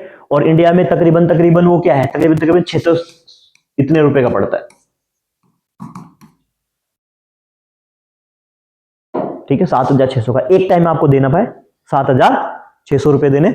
उसमें आपको वो बॉक्स भी दे देंगे, आपको एंटीना दे देंगे, सोलर पैनल दे देंगे, बैटरी दे देंगे, कि आप कहीं पे जाओगे तो आपको डायरेक्ट चार्ज करने की जरूरत नहीं है। आपने क्या है, सोलर पैनल खोला, बैटरी को चार्ज कर लिया, सोलर पैनल वापस डाल दिए, और आप उसको कैरी करते हैं। टोटल वेट तकरीबन तकरीबन 2.5 से 3.5 किलो के राउंड है, ठीक है। फिर इसके अलावा वो तो सब इंस्ट्रूमेंट के वन टाइम चार्जेस, प्लस आपको हर महीने चार्ज देने पड़ेंगे। अगर आप क्या है, आप अगर 100 Mbps की स्पीड ले रहे हो तो अलग प्लान है, 500 Mbps की स्पीड ले रहे हो तो अलग प्लान है, 300 का ले रहे हो तो अलग है, 60 Mbps का प्लान ले रहे हो तो प्लान वाइज आपको क्या करना पड़ेगा, पे करना। उसका फायदा क्या है, उसका फायदा ये है कि आप चाहे धरती के अंदर चले जाओ, चाहे माउंट एवरेस्ट पे चले जाओ, आप वर्ल्ड में कहीं पे भी चले जाओ, आपको क्या होगा, आपको वाईफाई का इंटरनेट मिलेगा। ऐसा नहीं है कि घर के बाहर था तो 5G आ रहा है, घर के अंदर आया तो 4G आ गया, ठीक है, और मम्मी के पास किचन में गया तो 3G आ गया, बिस्तर के अंदर गया तो 2G रह गया। ऐसा नहीं है, उसकी क्या है, अनइंटरप्टेड क्या है, सर्विस है, कहीं पे भी, आप गुफा के अंदर भी जाओगे वहां पे भी, ठीक है, उन्होंने ऐसे प्रोवाइड कर। तो ये क्या है, अब इन्होंने क्या कि इंडियन कंपनीज क्या कर सकती हैं, इंडियन कंपनीज इंडिया के अंदर या फिर इंडिया से बाहर क्या कर सकती हैं, अपने अर्थ स्टेशन लगा सकती हैं, सैटेलाइट कंट्रोल सिस्टम कर सकती हैं, and telemetry tracking and command कर सकती हैं। अर्थ स्टेशन क्या होते हैं, देखो मेरी सैटेलाइट है, अर्थ है मेरी, धरती के ऊपर मेरा कोई भी station, that is my earth station. 100 kilometre के बाहर कोई भी मेरा, जहां पे मैं रिसर्च कर रहा हूं, रह रहा हूं, मेरा क्या है, space station, international space station, ISS, space में है, तो वहां पे मैं चाहे एक्सपेरिमेंट कर रहा हूं, चाहे मैं भेज रहा हूं। अब मुझे एक बात बताओ, इसरो का जो है सैटेलाइट लॉन्चिंग स्टेशन, वो क्या है, अर्थ स्टेशन या स्पेस स्टेशन है, अर्थ स्टेशन। GTV का अपना जो सेंटर है, जहां से वो तारक मेहता का उल्टा चश्मा क्या कर रहे हैं, भेज रहे हैं, वो क्या है, अर्थ स्टेशन। जो भी कनेक्शन है धरती पर, अर्थ स्टेशन, स्पेस में तो स्पेस स्टेशन। दूसरा क्या है, satellite control centre, satellite control क्या है, मुझे जहां से सैटेलाइट को कंट्रोल करना है वो मेरा सैटेलाइट कंट्रोल सेंटर, और वो सैटेलाइट कंट्रोल सेंटर मेरा अर्थ पे भी हो सकता है, स्पेस में भी हो सकता है, ठीक है। अब मेरे पास दो चीजें हैं, एक तो है कमांड, इसको बताने की जरूरत है नहीं। कमांड का मतलब क्या होता है? चुपचाप बैठ जाओ, ठीक है, किसी को जवाब, किसी को शोर नहीं करना है, मैं क्या कर लेता हूं, अटेंडेंस लगा देता हूं, दैट इज कमांड। ठीक है, तुम लोग भी देते हो अपने माँ पापा को कि पापा इस फोन की आवाज कम कर लो, मेरे एग्जाम आ रहे हैं। लड़कियां कहती है, लड़कों को तो पता है, लड़के फोन करके पापा बता रहे हैं कि अरे कल पेपर था तेरा, पेपर था मेरा। ठीक है, तो दैट इज कमांड। समझ गए कमांड का मतलब? दूसरा क्या है? दूसरा मेरे पास है ट्रैकिंग। ट्रैकिंग क्या होता है? किसी चीज को ढूंढना। ठीक है, अब मैं सैटेलाइट की ट्रैकिंग कैसे करूंगा? सैटेलाइट की ट्रैकिंग का मतलब कि मेरी सैटेलाइट कहां, किस टाइम पे, किस पोजीशन पे थी और कहां से कहां जा रही थी, दैट इज माई ट्रैकिंग। दूसरा, मैं सिग्नल को ट्रैक कर सकता हूं कि सिग्नल मेरे किधर से किधर जा रहे हैं। ठीक है, क्या नाम बेटा आपका? पहले दिन आया आप? क्या नाम है? डिम्पल। अच्छा, ओके। एंड क्या है मेरा? कहां से कहां जा रहे हैं। आपको अगर नहीं समझ में आ रहा है तो ऐसा है कि जो पीछे क्लासेस होगी किसी से नोटबुक ले लेना, उनको फोटो क्लिक कर लेना और पढ़ लेना। ठीक है, इतना नहीं घबरा रहे कि क्या चल रहा है क्या नहीं हो रहा है, वो लेट आने की वजह से ऐसा हो रहा है। ठीक है, हम साथ ही मैनेज कर ले। हाँ हाँ बिल्कुल पियो, क्यों नहीं, ऐसे थोड़े मन आई कुछ भी। गाइस यहां फोकस करो। ठीक है, और अब देखो मेरा जो मेन वर्ड है दैट इज टेलीमेट्री। नहीं, गलत बात, मेरा मेन वर्ड है टेलीमेट्री, सुधीर नहीं, मेरा मेन वर्ड है टेलीमेट्री। अब किसी लोगों ने टेलीकम्युनिकेशन सुना है? अब सवाल हमारा एक नया वर्ड आया है, टेलीमेट्री। नहीं, बात नहीं करनी गाइस, टेलीमेट्री वर्सेस टेलीकम्युनिकेशन। कोई बताएगा मुझे? किसी ने सुना हो? कोई भी एक बता सकते हो। टेलीमेट्री नहीं बताओ, टेलीकम्युनिकेशन से पता होगा क्या है? हाँ, कम्युनिकेशन मतलब बातचीत करना। Telecommunication TV. One by one, one by one. Yes Parvesh बताओ, पता है? दो से ज्यादा बहुत। मैंने टेलीकम्युनिकेशन पूछा, दो से ज्यादा लोग करेंगे तो क्या होगा? टू वे कम्युनिकेशन हो जाएगा, टू वे कम्युनिकेशन हो जाएगा।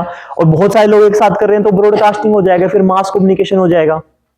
टेलीकम्युनिकेशन क्या होता है? जैसे निकिता, वो तो कम्युनिकेशन है। निकिता, हाँ सुनो, अब सुनो, बता रहा कोई? हाँ हाँ, क्या बोला, क्या बोला?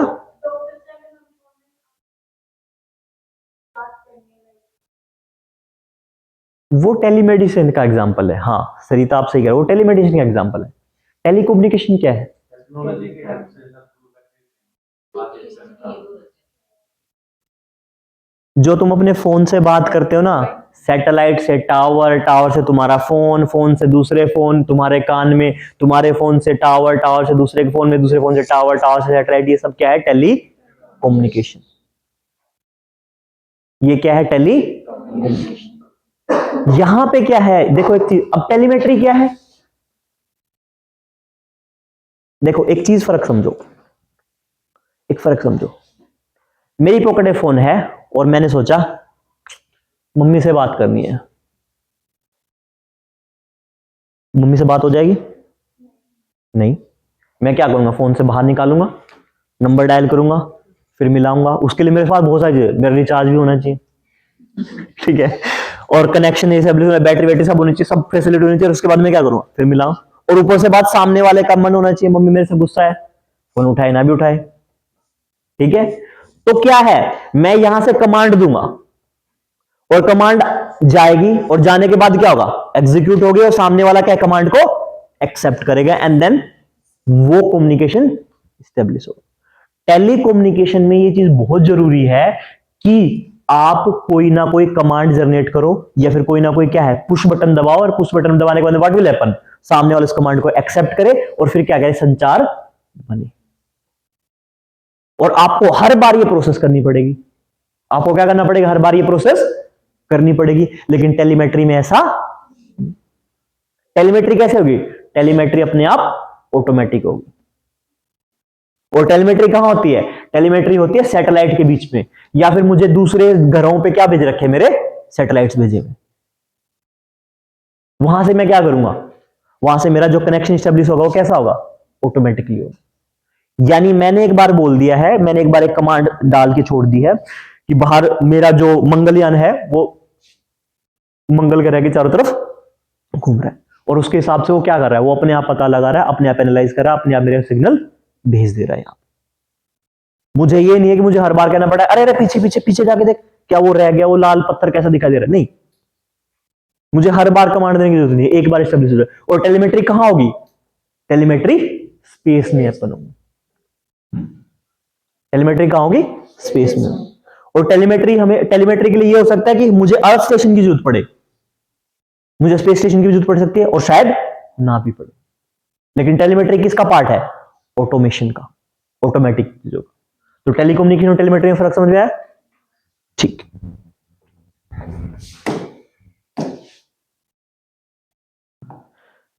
ठीक है, दूसरा क्या कहता है कि मुझे क्या करेगा, अगर मैंने ये किया है तो इसको, इस पॉइंट को मुझे बताने की जरूरत है नहीं कि सोशल इंपावरमेंट करेगा, हेल्थ केयर। सोशल इंपावरमेंट कैसे हो सकता है,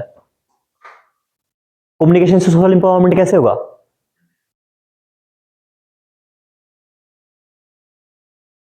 सोशल इंपावरमेंट समझते हो क्या है? सोसाइटी की ग्रोथ, ठीक है, संगठित सोसाइटी कैसे बनेगी, कम्युनिकेशन से।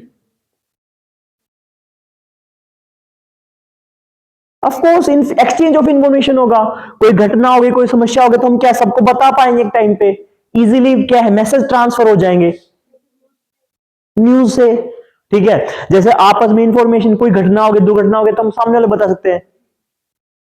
और तो और मैं क्या, और तो और मुझे देखा कि मेरी सोसाइटी कैसी एग्रीकल्चर सोसाइटी है, तो मैं क्या, कब बारिश होगी, कैसे क्या होगा, किस टाइम पे कुछ क्या बोना है, किस टाइम पे कैसे फसल काटनी है, इस टाइम पे आपको फसल बचाव करना है, वो सब मैं क्या है, इंफॉर्मेशन दे सकता हूं।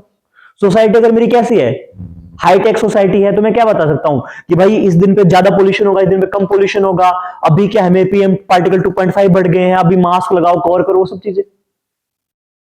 आज कोहरा है रोड पे, ढंग से देख के चलो। और तो और मुझे क्या करना, और तो और मेरी सोसाइटी कैसी है, बिल्कुल ओल्ड एज सोसाइटी है, और मुझे ये पता कर, अब मुझे क्या करना है, मुझे डीबीटी करनी है, डायरेक्ट बैंक ट्रांसफर। समझते हो डीबीटी, खाते में जो पैसे आते हैं, तो मैं वो भी उसके थ्रू कर सकता हूं। कम्युनिकेशन है, इंटरनेट नहीं होगा तो कहां से कर पाऊंगा? पैसे सबको 1 तारीख को भेजने हैं, इंटरनेट मेरा 1 तारीख को बंद है, तो क्या बूढ़े, मतलब जो पेंशन जिनकी आती है, आ पाएगी? नहीं आ पाएगी। वो भी सोशल इंपावरमेंट का एक पार्ट है, डायरेक्ट नहीं है लेकिन इनडायरेक्ट तरीके से तो है। Access to health care, health care पे कैसे हेल्प करेगा? हॉस्पिटल में जाना है, ओपीडी की स्लिप हो गई, सब कुछ हो गया, और तो नहीं है तो आपने क्या, आपने वो मैक्स लाइफ से हेल्थ इंश्योरेंस ले रखा है, टाटा से हेल्थ इंश्योरेंस ले रखा है, उन सब का डेटा आपके बैंक वहां तक, हॉस्पिटल तक कैसे पहुंचेगा बिना इंटरनेट के? अब फाइल को इंसान लेके आएगा तब तक तो वो लोग कह देंगे कि हम तो इलाज ही नहीं स्टार्ट कर रहे, पैसे जमा कराओ, उस टाइम में पैसे नहीं है, तो सब डेटा कहां है, मुझे इंटरनेट के थ्रू। और मुझे क्या है, और मुझे अब मुझे बहुत सारे डॉक्टर हैं, क्या करते हैं, टेलीमेडिसिन के थ्रू टेली ऑपरेशन ऑपरेट करते हैं। एक डॉक्टर है, उसके पास स्क्रीन लगी हुई है, यहाँ पे डॉक्टर सर्जरी कर रहे हैं, वो वहां दूर बैठा डॉक्टर बता रहा है कि हाँ ऐसे ये हो गया, किसको नहीं, अभी यहाँ देखो ये करो। अमेरिका में डॉक्टर बैठा, वो बता रहा है, स्पेशलिस्ट है किसी चीज का, ऑपरेशन का, उसने दूर से ऑपरेशन करा दिया, बता के यहाँ पे परफॉर्म और लोग कर रहे हैं। वो हो गया है मेरा, रोबोटिक आर्म हो गई है, सर्जरी करते हैं आजकल, आपने देखा है ना, रोबोटिक आर्म से, रोबोट से सर्जरी कराते हैं, that can also be the part. आपको वहां पे इंटरनेट की जरूरत पड़ेगी। नेक्स्ट मेरे पास क्या है, एजुकेशन, ऑनलाइन एजुकेशन, मैं कर रहा हूं, नहीं ये इसका पार्ट नहीं है, online education, rural and tribal development, ठीक है, बढ़ना है, पेनिट्रेशन बढ़ेगा, इंटरनेट का पेनिट्रेशन, इंटरनेट की पेनिट्रेशन चीजें बढ़ेगी, स्पोर्ट डिजास्टर मैनेजमेंट, ठीक है। अब देखो एक चीज इन्होंने बोला है, 2019 में क्या बना, बजट में क्या हुआ, इन स्पेस आया, और इसने, इस रूल ने क्या कह दिया कि इन स्पेस कैसे काम करेगा, एज ए इंडिपेंडेंट बॉडी। ध्यान रखना है, इन स्पेस कभी भी क्या नहीं कर सकेगा, इन स्पेस कहां के लिए, रुको एक मिनट, रुको एक मिनट, एक मिनट, एक मिनट, एक मिनट, रेनू बताओ, इन स्पेस कहां के लिए काम करेगा, ग्लोबल लेवल पे, मतलब ग्लोबल लेवल पे या डोमेस्टिक लेवल पे? नहीं, नहीं, वो तो ठीक है, कहां पे काम करेगा, डोमेस्टिक लेवल पे काम करेगा, इंटरनेशनल लेवल पे काम करेगा? कौन सी कंपनी इसको टैकल करेगा? इंटरनेशनल वाली। यहां पे आप कल आए थे, आप कौन से किनको करेगा? प्रवेश किनको करेगा? 1 मिनट, आपसे नहीं पूछा था। डोमेस्टिक, ये ग्लोबल बता रहे हैं। रीना किसको करेगा? डोमेस्टिक को। किसको करेगा? डोमेस्टिक को। इनको करेगा? डोमेस्टिक को। और इंटरनेशनल या फिर वैश्विक लेवल पे, ग्लोबल लेवल पे कौन करेगा? NSIL। किसके साथ मिलके? अंतरिक्ष। क्या अंतरिक्ष की जगह लेगा? नहीं, उनके पैरेलल काम करेगा। और इसरो के पैरेलल काम कौन करेगा? In space. और NSIL और कोई बात नहीं, घबराओ नहीं इतना कि गलत हो गए, वो घबराना नहीं है। इन स्पेस और NSL क्या, बहुत सारे लोग थे जिनसे मैंने नहीं पूछा, वो भी गलत बताते। 2 पीछे वो बैठे, वो गलत बताते। वो पीछे लड़की बैठे सुदेश के पीछे, वो गलत बताती। ठीक है, तो घबराना नहीं है कि गलत हो गया मेरा। बहुत सारे लोग हैं, मैं वो मौके पकड़े नहीं गए। ठीक है, मुझे पता है कौन कौन गलत बताते। मे भी आप भी गलत बता देते है ना। देखो, एक्सेप्ट कर ले, बहुत अच्छी बात। नहीं तो क्या है कि ये इसके क्या करेंगे? पैरेलल में काम करेंगे। ठीक है, बात ये यहां गलत बताओ, एग्जाम में सही करके आओ। ठीक है, तो यहां पे क्या हो जाएगा? किसके अंडर में? डिपार्टमेंट ऑफ स्पेस के अंडर में क्या करेगी? एक इंडिपेंडेंट बॉडी, स्वतंत्र बॉडी की तरह काम करेगी, लेकिन it will not take the place of ISRO. और NSIL और इनस्पेस क्या करेंगे? They are work as a protective layer. किसके प्रोटेक्टिव लेयर का काम करेंगे? इसरो की प्रोटेक्टिव लेयर का काम, कि डायरेक्ट कोई भी इसरो के कांटेक्ट में नहीं आएगा। ठीक है, ये बात आपको कहीं लिखा नहीं मिलेगी, बिकॉज ये क्या है, ये समझने की बात है। हाँ, कमर्शियल आर्म भी बोलते हैं, वाणिज्य वाली। ठीक, कमर्शियल आर्म क्या है? हाँ, अंतरिक्ष पहले बना था 1992 में, ग्लोबल लेवल। वो हमने इसलिए बनाया था कि हमें क्या था कि 1991 में LPG रिफॉर्म्स आए थे, तो इसरो को लगा कि कुछ ऐसी बॉडी होनी चाहिए जो प्राइवेट लोगों के साथ मिलकर काम करे, प्राइवेट कंपनीज के साथ काम करे, प्राइवेट इंडस्ट्री के साथ मिलकर काम करे। तो हमने अंतरिक्ष बनाया। लेकिन समस्या क्या है? समस्या ये है कि हम उतना ज्यादा कर नहीं पाए उसको प्रमोट, उतना अच्छे तरीके से नहीं कर पाए। फिर उन्होंने 2019 के बजट में निर्मला सीतारमण जी आए, उन्होंने 2 बॉडीज की नींव स्थापना की कि 2 बॉडी नहीं आएगी, एक तो इनस्पेस आएगी और दूसरी क्या आएगी? NSIL आएगी। तो इनस्पेस के साथ काम करेगी, इनस्पेस इसरो के पैरेलल में साथ मिलकर काम करेगी। डोमेस्टिक लेवल पे डोमेस्टिक स्टार्टअप को बढ़ाएगी और इंडस्ट्री को करेगी। ठीक है, साथ के साथ जिनको भी क्या स्पेस में टेक्निकल सपोर्ट चाहिए, कौन सी? सिंपल इसी काम को नहीं करेगी।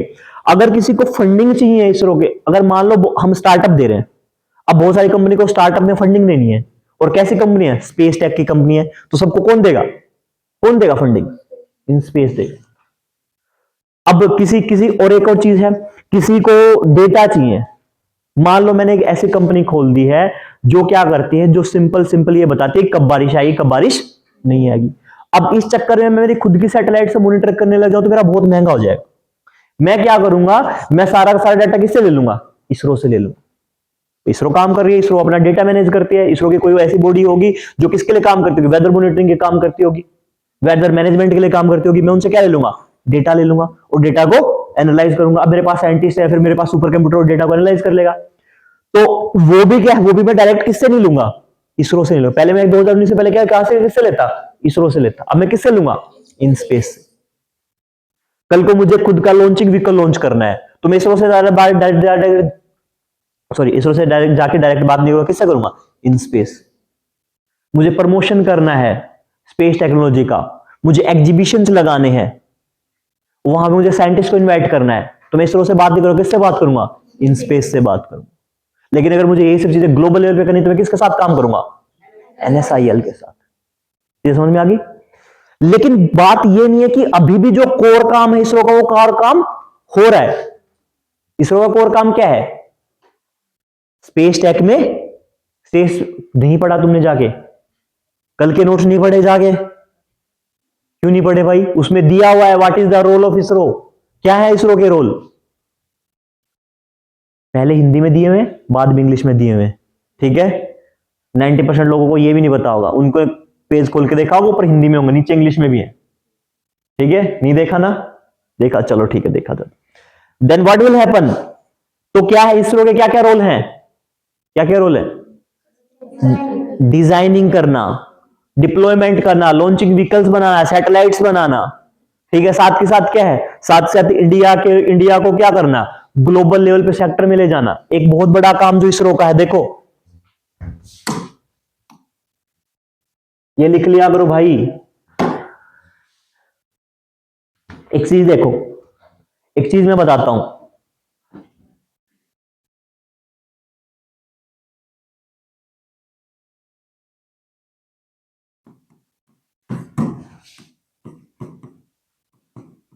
इसरो की जो सफलता रेट है वो लगभग लगभग क्या है, 98.6% है समथिंग, लगभग लगभग कितनी, 98.6%, इतना सक्सेसफुल है।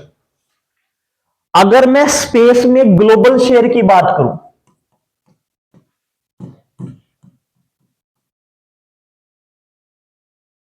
ग्लोबल शेयर की स्पेस में, तो इसरो का कितना है,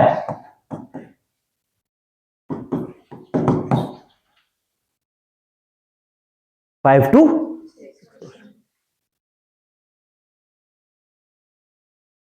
अब तुम मार्केट, एक चीज समझो इसको, अगर ये नहीं समझ में आया तो एक चीज और समझो, अगर तुम मार्केट में एक शर्ट लेने जाते हो या कोई कपड़े लेने जाते हो तो तुम्हारी प्रायोरिटी क्या होगी, क्वालिटी और प्राइस, ज्यादा होना चाहिए कम होना चाहिए, कम, और डिजाइन वेरी गुड, और नजदीक कहां हो, अच्छा जहां से मैं खरीदूं पास, ओके, और कंफर्ट वेरी गुड, कंफर्ट और कलर, कलर डिजाइन साइज, कम साइज कंफर्ट की बात होगी। तो अगर मैं देखूं तो अगर मैं कुछ भी खरीदने जा, कपड़ा खरीदने जा अपने लिए, तो मेरे लिए बेसिक कंसेप्ट क्या है, एक तो मेरे लिए क्या हो, अफोर्डेबल हो अच्छे दामों में, दूसरा उसकी क्वालिटी क्या हो, अच्छी हो, ऐसा नहीं हो कि घर लाऊं घर आते फट जाए, ठीक है, दिखने में कपड़ा क्या है बहुत स्मूथ है, ठीक है, लेकिन घर ले आए। अभी कल, अब थोड़े दिन पहले क्या हुआ, मैं गया वहां पे विशाल मेगा मार्ट में, ब्लैंकेट खरीदा, बहुत बढ़िया कंफर्टेबल, हाथ लगाते हैं मजे आ रहे, अरे भाई क्या बढ़िया ब्लैंकेट है, सोने मजे आएंगे। 2 दिन के बाद उसके धागे निकलने स्टार्ट हो गए, ठीक है, वो फट गया बीच में से, सुबह फोल्ड किया उसके बीच में से ऐसे दिखने लगी ऊपर लाइट, तो लेकिन प्राइस हाई था, कंफर्टेबल भी था, लेकिन क्या है, क्वालिटी अच्छी नहीं थी। तो मुझे क्या है, मुझे सारी चीजें देखनी पड़ी। इसरो क्या कर रहा है, एक मूवी आई थी ग्रेविटी, किसकी, हॉलीवुड की, उन्होंने एक फिल्म बनाई और हमने अपना मार्स ऑन मिशन भेजा, उनकी फिल्म हमसे महंगी थी और हमारा स्पेस लॉन्चिंग मिशन क्या था उनसे। अगर इसरो अफोर्डेबल भी लॉन्च कर रहा है, सक्सेस रेट तो क्या, क्वालिटी भी क्या है, टॉप नॉच है। ऐसा नहीं है कि तुमने सैटेलाइट भेज दी, हमने ऊपर उड़ाई तो हमारा लॉन्चिंग व्हीकल भी खराब, तुम्हारी सैटेलाइट भी खराब, तुम्हारा भी नुकसान हमारा नुकसान। 98%, 98.6% सक्सेस रेट है। यानी अगर तुमने 100 सैटेलाइट भेजे हैं ना, अब तक 100 लॉन्चिंग व्हीकल किए, लॉन्च भेजे हैं, तो कितने वेस्ट हुए, 1.4, जो अपने आप में बहुत बड़ा वो है रेट, ठीक है। क्वालिटी अफोर्डेबल भी है, सस्ते हैं, क्वालिटी भी अच्छी है, और क्या है, टाइमली है, टाइमली मैनेज कर रहे। जब मेरे पास सारी चीजें हैं तो क्यों ना मैं अपनी मार्केट को बढ़ाऊं। तो इसरो का एक काम तुम्हें कहीं लिखा नहीं मिलेगा, रोल, इसरो का रोल ये भी है कि जो ये शेयर है ग्लोबल मार्केट का सिर्फ 5 या 6%, अगर मैं इतना ही बेस्ट हूं तो मेरे मार्केट में और ज्यादा पकड़ होनी चाहिए, मेरे प्रोडक्ट मार्केट में और ज्यादा होने चाहिए। तो जो ग्लोबल शेयर कितना है, 5 से 6%, किसका, इसरो का, वो भी क्या होना चाहिए, बढ़ना चाहिए। और ये भी क्या है, इसरो का एक रोल है कि ग्लोबल लेवल पे, ठीक है। और इसी रोल को बढ़ाने के लिए हमने क्या किया था कि अब क्या है, अब दिक्कत ये है कि ग्लोबल लेवल पे सिर्फ इसरो ये काम नहीं कर सकता। अगर मैं चाहूं कि मैं साइंस ये पढ़ा दूं, मतलब मैं सब पढ़ा दूं, ज्योग्राफी पढ़ा दूं, हिस्ट्री पढ़ा दूं, ये पढ़ा दूं, वो पढ़ा दूं, हो सकता है कि कोई ऐसा, मतलब मैं क्यों अपना नाम ले रहा हूं, हो सकता है कि कोई ऐसा पर्सन है जो पढ़ा दे, लेकिन उसकी खुद की हालत देखो कैसे हो जाएगी, पूरा एग्जॉस्ट हो जाएगा, इतना ज्यादा पढ़ेगा, फिर खुद पढ़ के आएगा वो सब चीजें। तुम्हें कहना सर फिर हम कैसा अत्याचार करूं, हम कैसा अत्याचार करूं, तुम्हारे फिर अरमान भी तो बड़े हैं, आईएएस बन जाओगे फिर क्या है, अच्छा पैसा, अच्छी बीवी, ठीक है, सास के ताने खत्म, ठीक है, ठीक है, हस्बैंड कभी कुछ नहीं कह रहा है, ठीक है, फिर वो कहेगा कि यार तुम करो जो करना है, ठीक है। तो वही है कि मतलब अगर तुम्हारे ड्रीम बड़े बड़े तो हम वो करना पड़ेगा, मेहनत भी उतनी करनी पड़ेगी। लेकिन दिक्कत क्या है, दिक्कत ये है कि अगर शेयर इसरो का 5 से 6% है, तो क्यों ना, अगर सारी चीजें हैं, अफोर्डेबिलिटी भी है, क्वालिटी भी है, सब चीजें हैं, सक्सेस रेट भी ज्यादा है, तो why can't we increase that, increase करो उसको, ठीक है। तो ये रोल भी है। लेकिन अगर इसरो सब कुछ करने लग जाएगा तो इसरो क्या हो जाएगा, ओवरबर्डन हो जाएगा। तो इसरो को क्या चाहिए, इन स्पेस की हेल्प चाहिए। इसरो किसकी हेल्प चाहिए, NSIL की और अंतरिक्ष की।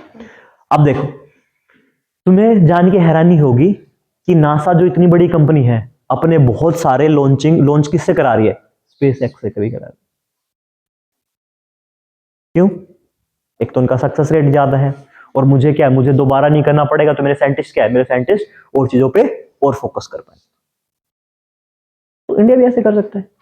ठीक है, इंडिया में विक्रम नाम के लॉन्चिंग व्हीकल आए, विक्रम नाम के लॉन्चिंग व्हीकल आए। ठीक है, वो प्राइवेट कंपनी से बने हुए 2 स्टेज के लॉन्चिंग व्हीकल है। ठीक है, मैं एक PDF दूंगा। अब सुनो एक और चीज, मंडे को या उसके अराउंड मैं तुम्हें PDF भेजूंगा एक। ठीक है, इंग्लिश मीडियम वालों को, हिंदी मीडियम वाले कितने हैं? ओके ओके, हिंदी मीडियम वालों के साथ ऐसे हो सकता है कि तुम्हें 1 या 2 दिन का और वेट करना पड़े। 1-2 दिन का वेट क्यों करना पड़े? क्योंकि ट्रांसलेशन करने में थोड़ा टाइम लगेगा। मेरे पास जो PDF है वो इंग्लिश मीडियम में, वो ट्रांसलेट करने में, लाइन लाइन के थ्रू में जाने में टाइम लगता है। अब करने को ये हो सकता है कि मैं क्या करूं, गूगल पे उसको डालूं, फट से ट्रांसलेट कर दूं, 2 मिनट का काम, 2 मिनट भी नहीं लगाएगा, 30 सेकंड में काम बन जाए। लेकिन दिक्कत क्या है, उसमें बहुत एरर रहता है। ठीक है, तो जैसे अगर मैं मिनी की बात करूंगा तो मिनी को भी वही बोलेगा, स्मॉल को भी वही बोलेगा, सबको लघु लघु बोलेगा। ठीक है, तो उन चीजों को ट्रांसलेट करने में थोड़ा सा मतलब वो क्या है, प्रूफ रीडिंग करने में थोड़ा टाइम लगेगा। ठीक है, तुम्हें क्या करना उस PDF के साथ में, तुम्हें उस PDF को पढ़ना है। ठीक है, उनमें से बहुत सारे टॉपिक होंगे जो तुम्हें नहीं समझ में आएंगे, लेकिन जो समझ में आते हैं वो करो। ठीक है, वो करंट अफेयर्स का पार्ट मिलेगा। क्या है कि एक दिक्कत ये रहती है कि जब तुम करंट अफेयर्स पढ़ते हो, तुम मंथली वाइज करंट अफेयर पढ़ते हो, और उसमें बहुत बल्कि सिस्टम हो जाता है। तुम्हें क्या करना चाहिए, तुम्हें टॉपिक वाइज करंट अफेयर्स पढ़ने चाहिए। तुम स्पेस पढ़ रहे हो, स्पेस का बेसिक पढ़ो, फिर करंट अफेयर्स पढ़ो, फिर सिर्फ चीजें पढ़ो। उससे क्या होगा कि तुम टॉपिक के साथ अलाइन कर पाओगे। वरना नॉर्मल होता क्या है, पहला एक स्पेस तो AI से है, दूसरा स्पेस से है, चौथा फिर बायोटेक से है, पांचवा फिर स्पेस से है। तो उसमें क्या है, होश पोश हो जाता है। तो मटेरियल बहुत ज्यादा है, तो चीजों को क्या करो, अलग अलग सेक्शन में स्टोर कर दो। ठीक है, ओके, वापस इसी पे आता हूं मैं, पॉलिसी हमारी इंडियन स्पेस पॉलिसी 2023। हुआ क्या था, there is a committee, Bangalore में कमिटी है, उसको बोलते हैं इंडियन स्पेस साइंस कमेटी। उसका काम क्या होता है, उसका काम ये है, जैसे जैसे पुराने टाइम पे होता था ना कि लंदन में होती थी साइंस अकेडमीज, साइंस कमिटीज, जिनके अल्बर्ट आइंस्टीन वगैरह, आइजैक न्यूटन सब क्या थे, पार्ट थे, ओपनहाइमर क्या थे, उन साइंस कमिटीज के पार्ट थे। ऐसे ही उन्हीं के बेस पे बेंगलोर में कमेटी लोकेटेड। उस कमेटी ने अपनी रिकमेंडेशन दी 2019 के राउंड।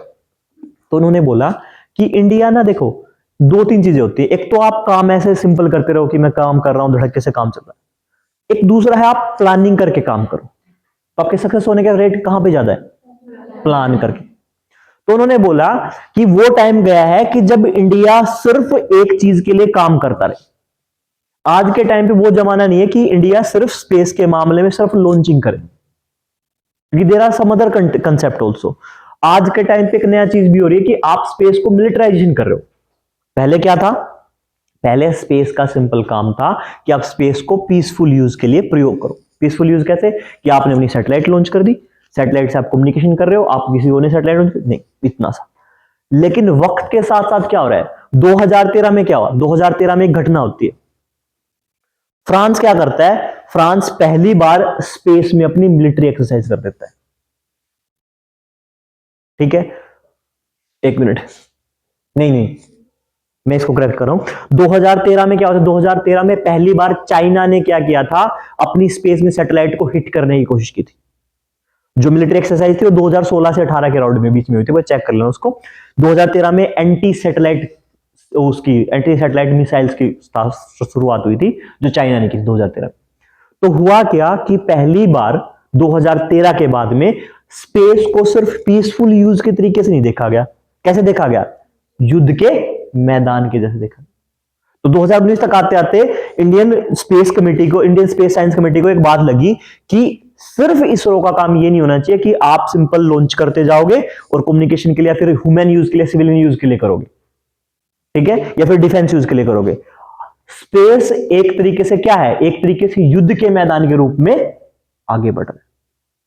यानी युद्ध पहले कैसे होते थे, तलवारों से या फिर बाणों से, फिर कैसे हुए, गोली मार के दाएं दाएं, फिर टैंक्स आ गए, फिर क्या हुआ, वर्ल्ड वॉर 2 आते आते क्या हो गया, एटम बॉम्ब्स आ गए। वर्ल्ड वॉर 2 खत्म हुआ, उसके बाद में क्या हुआ, प्रॉक्सी वॉर्स आ गए। हम लड़ नहीं रहे आमने सामने, पीछे से कर रहे वॉर। फिर मैंने क्या किया, फिर मैंने दूसरी तरीके के वॉर दिखाए। व्यापार युद्ध आ गए, वेरी गुड, व्यापार युद्ध आ गए। एंड देन मेरे पास क्या हुआ कि मैंने दूसरों के मैंने देखा कि पहले तो मैंने किसी कंट्री को अपने पर डिपेंड बना लिया कि सारी चीजें मैं तुम्हें भेजूंगा। फिर मैंने क्या किया, अपने वहां पे कंट्रोल लगा दिया, उन आइटम्स को भेजना बंद कर दिया, तो उस देश की इकोनॉमी खराब होगी। फिर मैंने क्या किया, फिर मैंने इलेक्ट्रॉनिक्स डिवाइसेस को किया, हैकिंग करना स्टार्ट कर दिया, हैकिंग करनी स्टार्ट कर दी कि वहां के अप्लायंसेस यूज किए। और आजकल क्या था, सारी चीजें कंप्यूटर से चल रही है, तो मैंने क्या कर दिया, ग्रिड बंद कर दिए, इलेक्ट्रिसिटी ग्रिड बंद कर दी। जैसे इलेक्ट्रिसिटी ग्रिड बंद हुई तो क्या हो गया, वहां पे लाइट चली गई। न्यूक्लियर पावर प्लांट से इलेक्ट्रिसिटी प्रोडक्शन हो रहा था, मैंने क्या किया, न्यूक्लियर पावर प्लांट में दिक्कत कर दी, वहां की ग्रिड खराब कर दी हैकिंग करके, तो न्यूक्लियर पावर प्लांट काम करना फेल हो गया। अब न्यूक्लियर पावर प्लांट का ये दोनों तरीके हैं, अगर वो स्टॉप हो जाता है तो अच्छी बात है, लेकिन अनकंट्रोल्ड हो जाएगा तो क्या है, ब्लास्ट कर सकता है। अब मेरे रेलवे के हैं, ट्रैफिक है, अब आज के टाइम पे कोई यूपीआई बंद कर दे, यूपीआई ऐप बंद कर दे, सोचो अगर 10 मिनट के लिए यूपीआई बंद हो जाए, हाहाकार मच जाएगी, पैसे नहीं भेज पाएंगे लोग। आज के टाइम पे हर एक चीज में क्या है, हम ऑनलाइन ट्रांजेक्शन कर रहे हैं, यूपीआई वो है, वो एक तरह की वो है। लोग कहां से है, पानी के थ्रू 2008 में क्या है, ताज अटैक करने आए, वो भी प्रोक्सी वार का टाइप है। तो क्या है, प्रोक्सी वॉर चल रहे हैं, डायरेक्ट युद्ध नहीं हो रहे। अब क्या हो गया, अब हालात और बदल गए, सारी चीज किस पे डिपेंड है, सैटेलाइट पे डिपेंड। अगर मैं सैटेलाइट को डिस्ट्रॉय कर दूंगा तो देश क्या हो जाएगा, देश में ब्लैकआउट हो जाएगा। तो स्पेस क्या है, स्पेस अलग तरीके से उभर के आ रहा है सामने, कैसे, युद्ध के मैदान के जैसे। तो अगर युद्ध के तरह मैदान है तो उन्होंने क्या किया, उन्होंने 2019 में डिसाइड किया कि इंडिया को क्या है, इंडिया को अपने डाइवर्सिफिकेशन करना चाहिए। सिर्फ ऐसा नहीं होना चाहिए कि स्पेस का यूज कैसे हो, स्पेस का यूज कैसे हो, सिर्फ और सिर्फ सिविलियन या डिफेंस के लिए। हमें उसको क्या करना है, हमें उसका मिलिटराइजेशन भी करना पड़ेगा। डिफेंस और मिलिट्री में फर्क होता है, नहीं पता है, क्योंकि दो अलग वर्ड है, दोनों के अलग मीनिंग अलग होंगे। What is the meaning of defence and what is the military? Okay, और मिलिट्री में अटैकिंग, या फिर आप क्या करते हो, अपने आप को एडवांस करते हो, आपकी जो अटैकिंग कैपेबिलिटी उसको क्या करते हो, इनहांस करते हो, बढ़ाते हो। तो अब तक हम डिफेंस के लिए यूज कर रहे थे, खुद के बचाव के लिए और सब चीजों के लिए। तो अब इन्होंने कहा कि भाई ऐसी पॉलिसी होनी चाहिए, और 2023 में पहली बार क्या है, पहली बार इंडिया की इंडियन स्पेस पॉलिसी आई 2023। और इसमें क्या हुआ, इसमें पहली बार क्या था, पहली बार एक कंप्रेसिव होती स्पेस। ठीक है, पढ़ो एक बार इसको।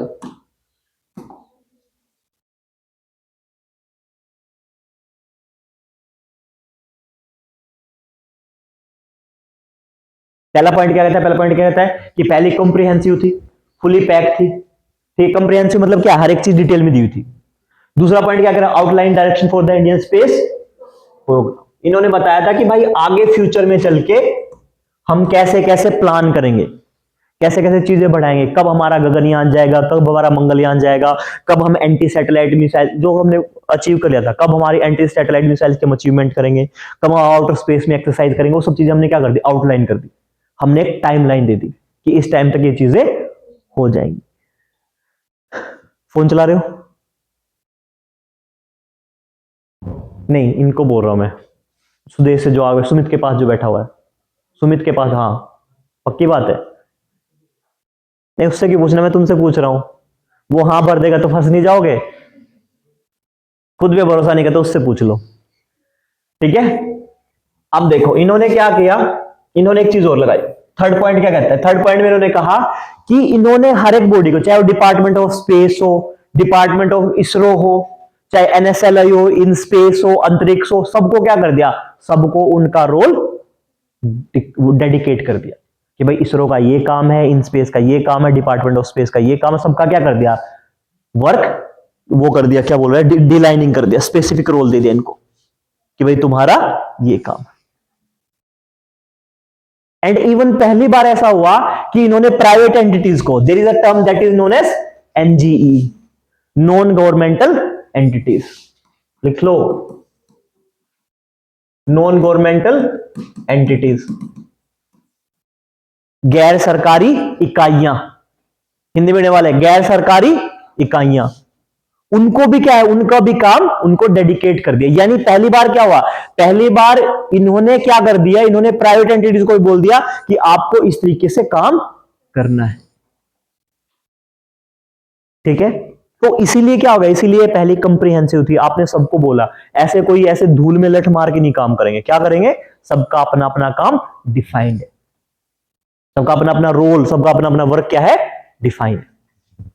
ठीक है, और इसमें क्या किया, वही इंडिया क्या करेगा, अपना पार्टिसिपेशन बढ़ाएगा। अभी कितना है, 4 to 5% पार्टिसिपेशन, हो सकता है कुछ टाइम पे 6% के राउंड आ गया हो, तो हम क्या करेंगे, अपना पार्टिसिपेशन बढ़ाएंगे। ठीक है, नेक्स्ट क्या कहता है, फैसिलिटेटिंग टेक्नोलॉजी। अब ये है public private partnership. Don't worry, ये लिखने की जरूरत नहीं है, नोट्स में मैं आपको दे दूंगा, घबराओ मत, समझ लो चीजें क्या लिखी हुई, वो जो मिलेंगे उनमें शायद 2 और ज्यादा होगी। और ऐसा भी हो सकता है जो आप नोटबुक लोगे या जो बुक लोगे, जो बुक बताए उनमें बुक में भी ये चीज मिलेगी। ठीक है, जहां पे नहीं मिलेगी मैं बता दूंगा कि लिख लो। पीपीपी क्या है, पब्लिक प्राइवेट पार्टनरशिप, यानी सरकारी और प्राइवेट कंपनियां मिलकर किसी एक सिंगल ऑब्जेक्ट के लिए काम करें। ठीक है, पीपीपी मॉडल बहुत बड़ा है। ठीक है, पता है किसी को, सरिता पता है पीपीपी मॉडल के बारे में क्या है? हाँ हाँ, पर इसमें कई टाइप के मॉडल्स आते हैं। हाँ। बोल्ड क्या होता है? इंफ्रास्ट्रक्चर, हाँ मतलब, और उसके बोल्ड के बाद, हाँ, बिल्डिंग ओन ऑपरेट ट्रांसफर, जो ये चीजें बोल रहे हैं आप इकोनॉमी में पढ़ोगे, एक बहुत पूरा का पूरा टॉपिक है ये, एक मतलब काफी टाइम का, तो उसमें पढ़ना आप ये चीज इंपॉर्टेंट। मैं सिंपल इतना इसको यहीं पे इतना कह के कंक्लूड कर रहा हूं, क्योंकि इकोनॉमी का पार्ट है, कि आप इसमें क्या करना है, सिंपल क्या है, प्राइवेट कंपनीज भी आएंगी और गवर्नमेंट कंपनी भी, दोनों मिलकर किसी एक स्पेसिफिक गोल के लिए काम करेंगे। और कुछ भी हो सकता है, चाहे मैन्युफैक्चरिंग का हो सकता है, चाहे प्रोडक्शन का हो सकता है, चाहे मतलब और किसी चीज का हो सकता है। ठीक है, अब उसमें अलग अलग रोल हैं, ओन के हो गए, ट्रांसफर का हो गया, वो सब चीजें इकोनॉमी पर। हाँ ठीक है, और इसके अलावा क्या है, गवर्नमेंट क्या करेगी, इंक्रीज करेगी, बढ़ावा देगी, किसको बढ़ावा देगी, रिसर्च एंड डेवलपमेंट को, R&D को, एंड स्टार्टअप। अब ये कहां पे बढ़ावा देगी, अगर स्पेस की पॉलिसी है तो कहां देगी, स्पेस में ही देगी, वैसे तो बढ़ावा हर जगह ही दे रही है। तो यहां पे भी क्या आ जाएंगे, यहां पे भी एसएमएज वो आ जाएंगे, MSMEs आ जाएंगे, माइक्रो स्मॉल मीडियम इंटरप्राइजेस।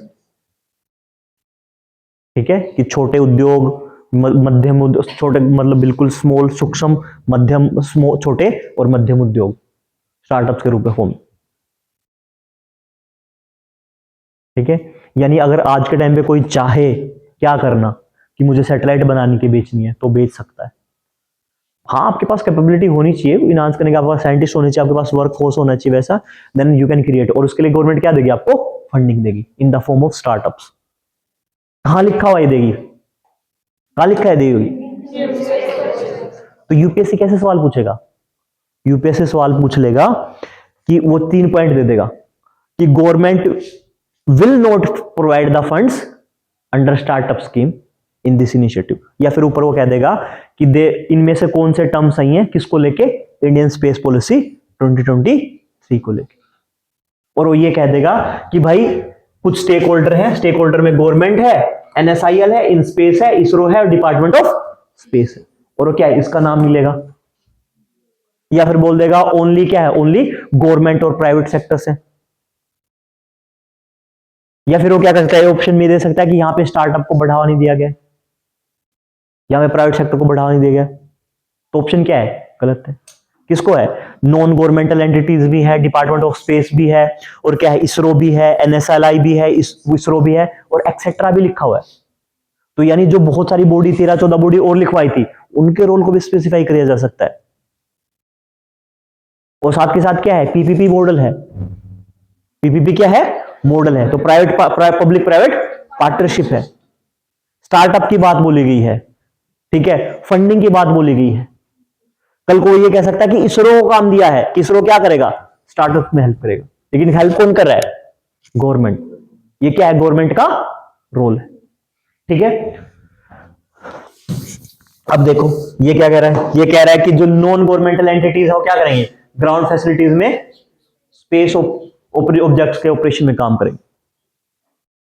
और साथ ही साथ क्या करें, कमर्शियलाइजेशन ऑफ टेक्नोलॉजी।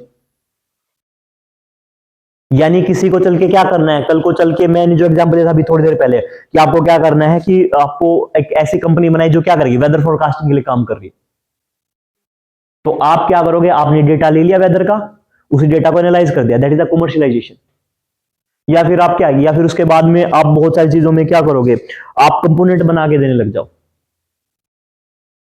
या इसरो क्या करे, इसरो इसके अलावा ट्रेनिंग भी दे रही है साइंटिस्ट। आप अपने क्या करो, आप अप्लाई करो यंग साइंटिस्ट मॉडल का है हिसाब से, या फिर आपके साइंटिस्ट है तो आपकी कंपनी में जो साइंटिस्ट है, इसरो उनको क्या 6 महीने की ट्रेनिंग देगी free of cost, internship type में। आप अपने साइंटिस्ट को भेज दो, वहां से वो सीख के आएंगे, फिर आपके यहां पे आगे बनाएंगे। आप प्राइवेट एंटिटी है, और फिर क्या, आप चीजों को कमर्शियलाइजेशन करो। ठीक है, अब देखो एक point, this is very important. Department of space क्या है, नोडल एजेंसी। सारा का सारा किसके अंडर में होगा, डिपार्टमेंट ऑफ स्पेस के। नोडल सबसे सुप्रीम वो है, नोडल अथॉरिटी। उसका काम क्या है, सब इन चीजों को देख रेख करना। किसको, इस पूरी की पूरी स्कीम को इंप्लीमेंट करना। कौन सी स्कीम को, इंडियन स्पेस पॉलिसी 2023 को। कल को वो ये भी बोल सकते हैं यूपीएससी ऑप्शंस में कि government of India is the nodal agency, या फिर PMO office is the nodal agency, या ISRO is the nodal agency for Indian space programme Indian space policy 2023।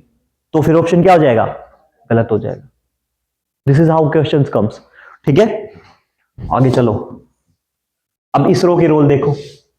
अब एक बात ध्यान रखनी है, यहां पे क्या है, यहां पे आपको एक चीज बहुत ध्यान से देनी है। इसरो के ना बहुत सारे रोल है, इसरो के बहुत सारे रोल है जो इसरो 1969 से करता आ रहा है, लेकिन इस पॉलिसी के अंडर में क्या है, वहां पे क्या है। तो ऐसे टाइम पे यूपीएससी बहुत तगड़ा खेलता है। वो क्या करते हैं, वो आपको अब उस इसरो के काम है, आपसे पूछेंगे क्या, इस पॉलिसी के अंडर कौन से आते हैं, और ऑप्शन में क्या डाल देंगे काम। अब हमने पढ़ा वो भी है और पढ़ा ये भी है, तो हम क्या गलती से ठीक कर दें, क्योंकि काम तो सही है, लेकिन क्या इस पॉलिसी के अंडर में काम हो सही है। ऐसा हो सकता है ना कि आपने एमएससी कर रखी हो ज्योग्राफी से, लेकिन आप यूपीएससी के भी स्टूडेंट है।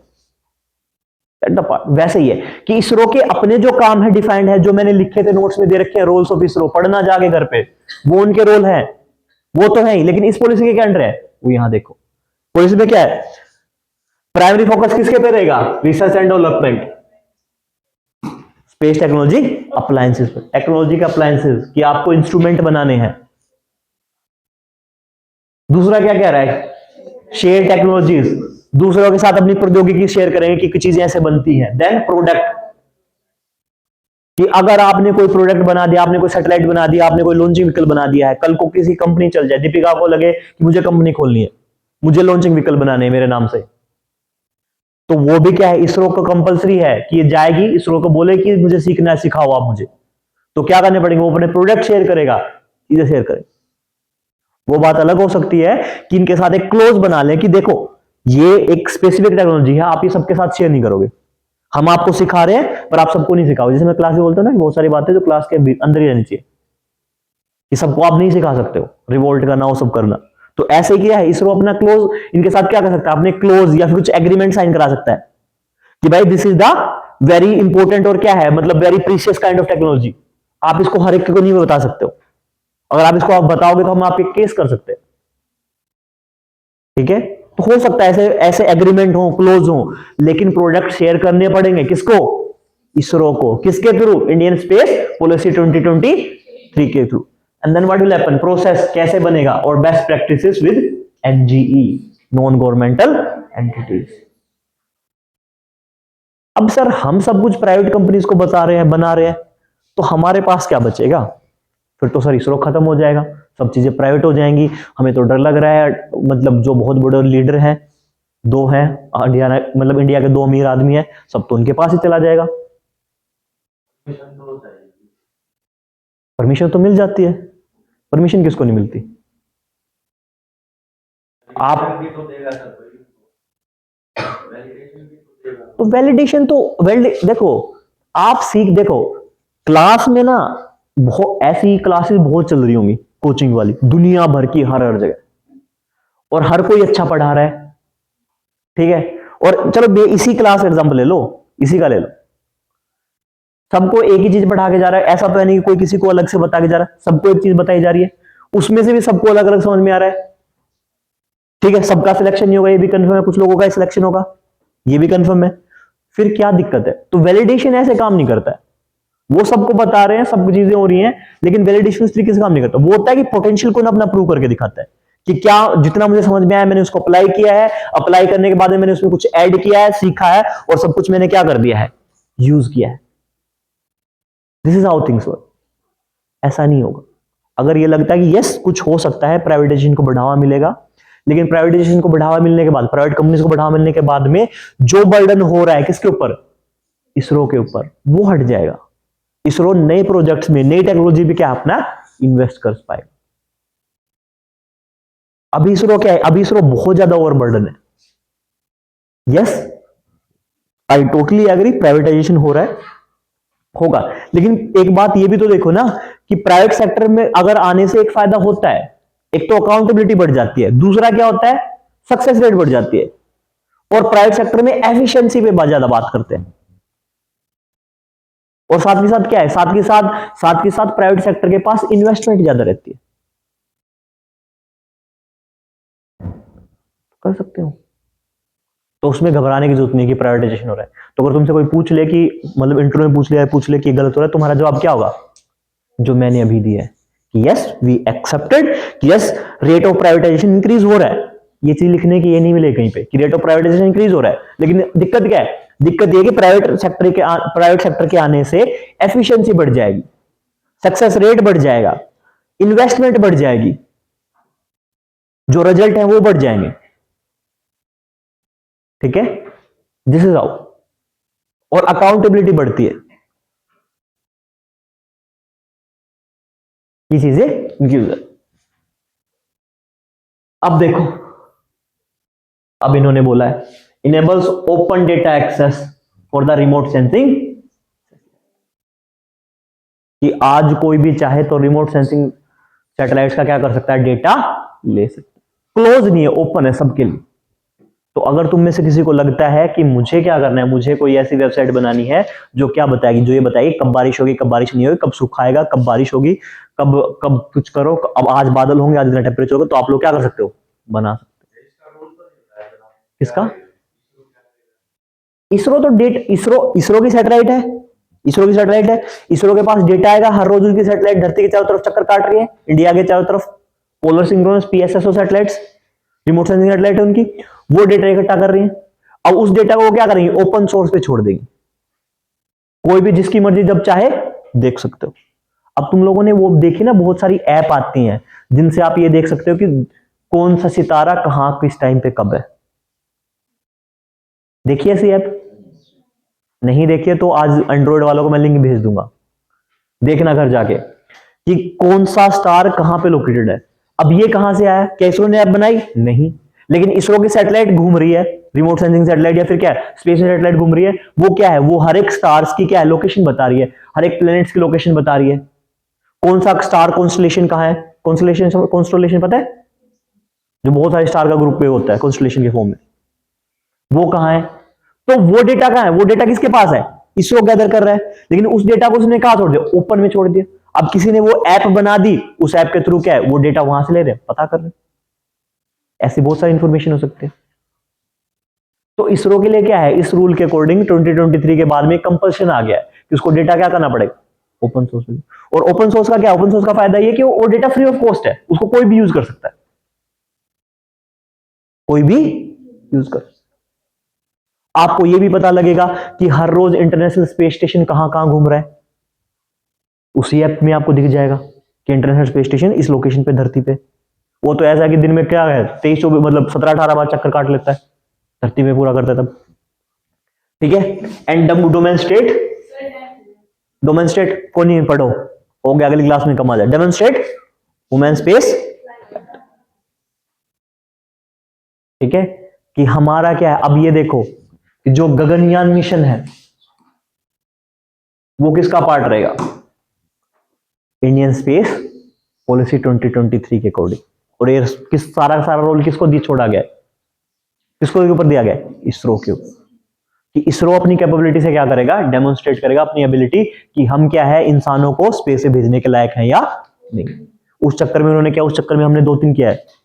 हमें क्या, हमने प्राइवेट एंट्रीज के साथ में हम क्या है, हम भेज नहीं पा रहे थे, शुभांशु शुक्ला जी को नहीं भेज पा रहे थे, तो हमने क्या किया, एक्सियोम 4 मिशन के साथ हम कहां गए? यूएसए के पास गए।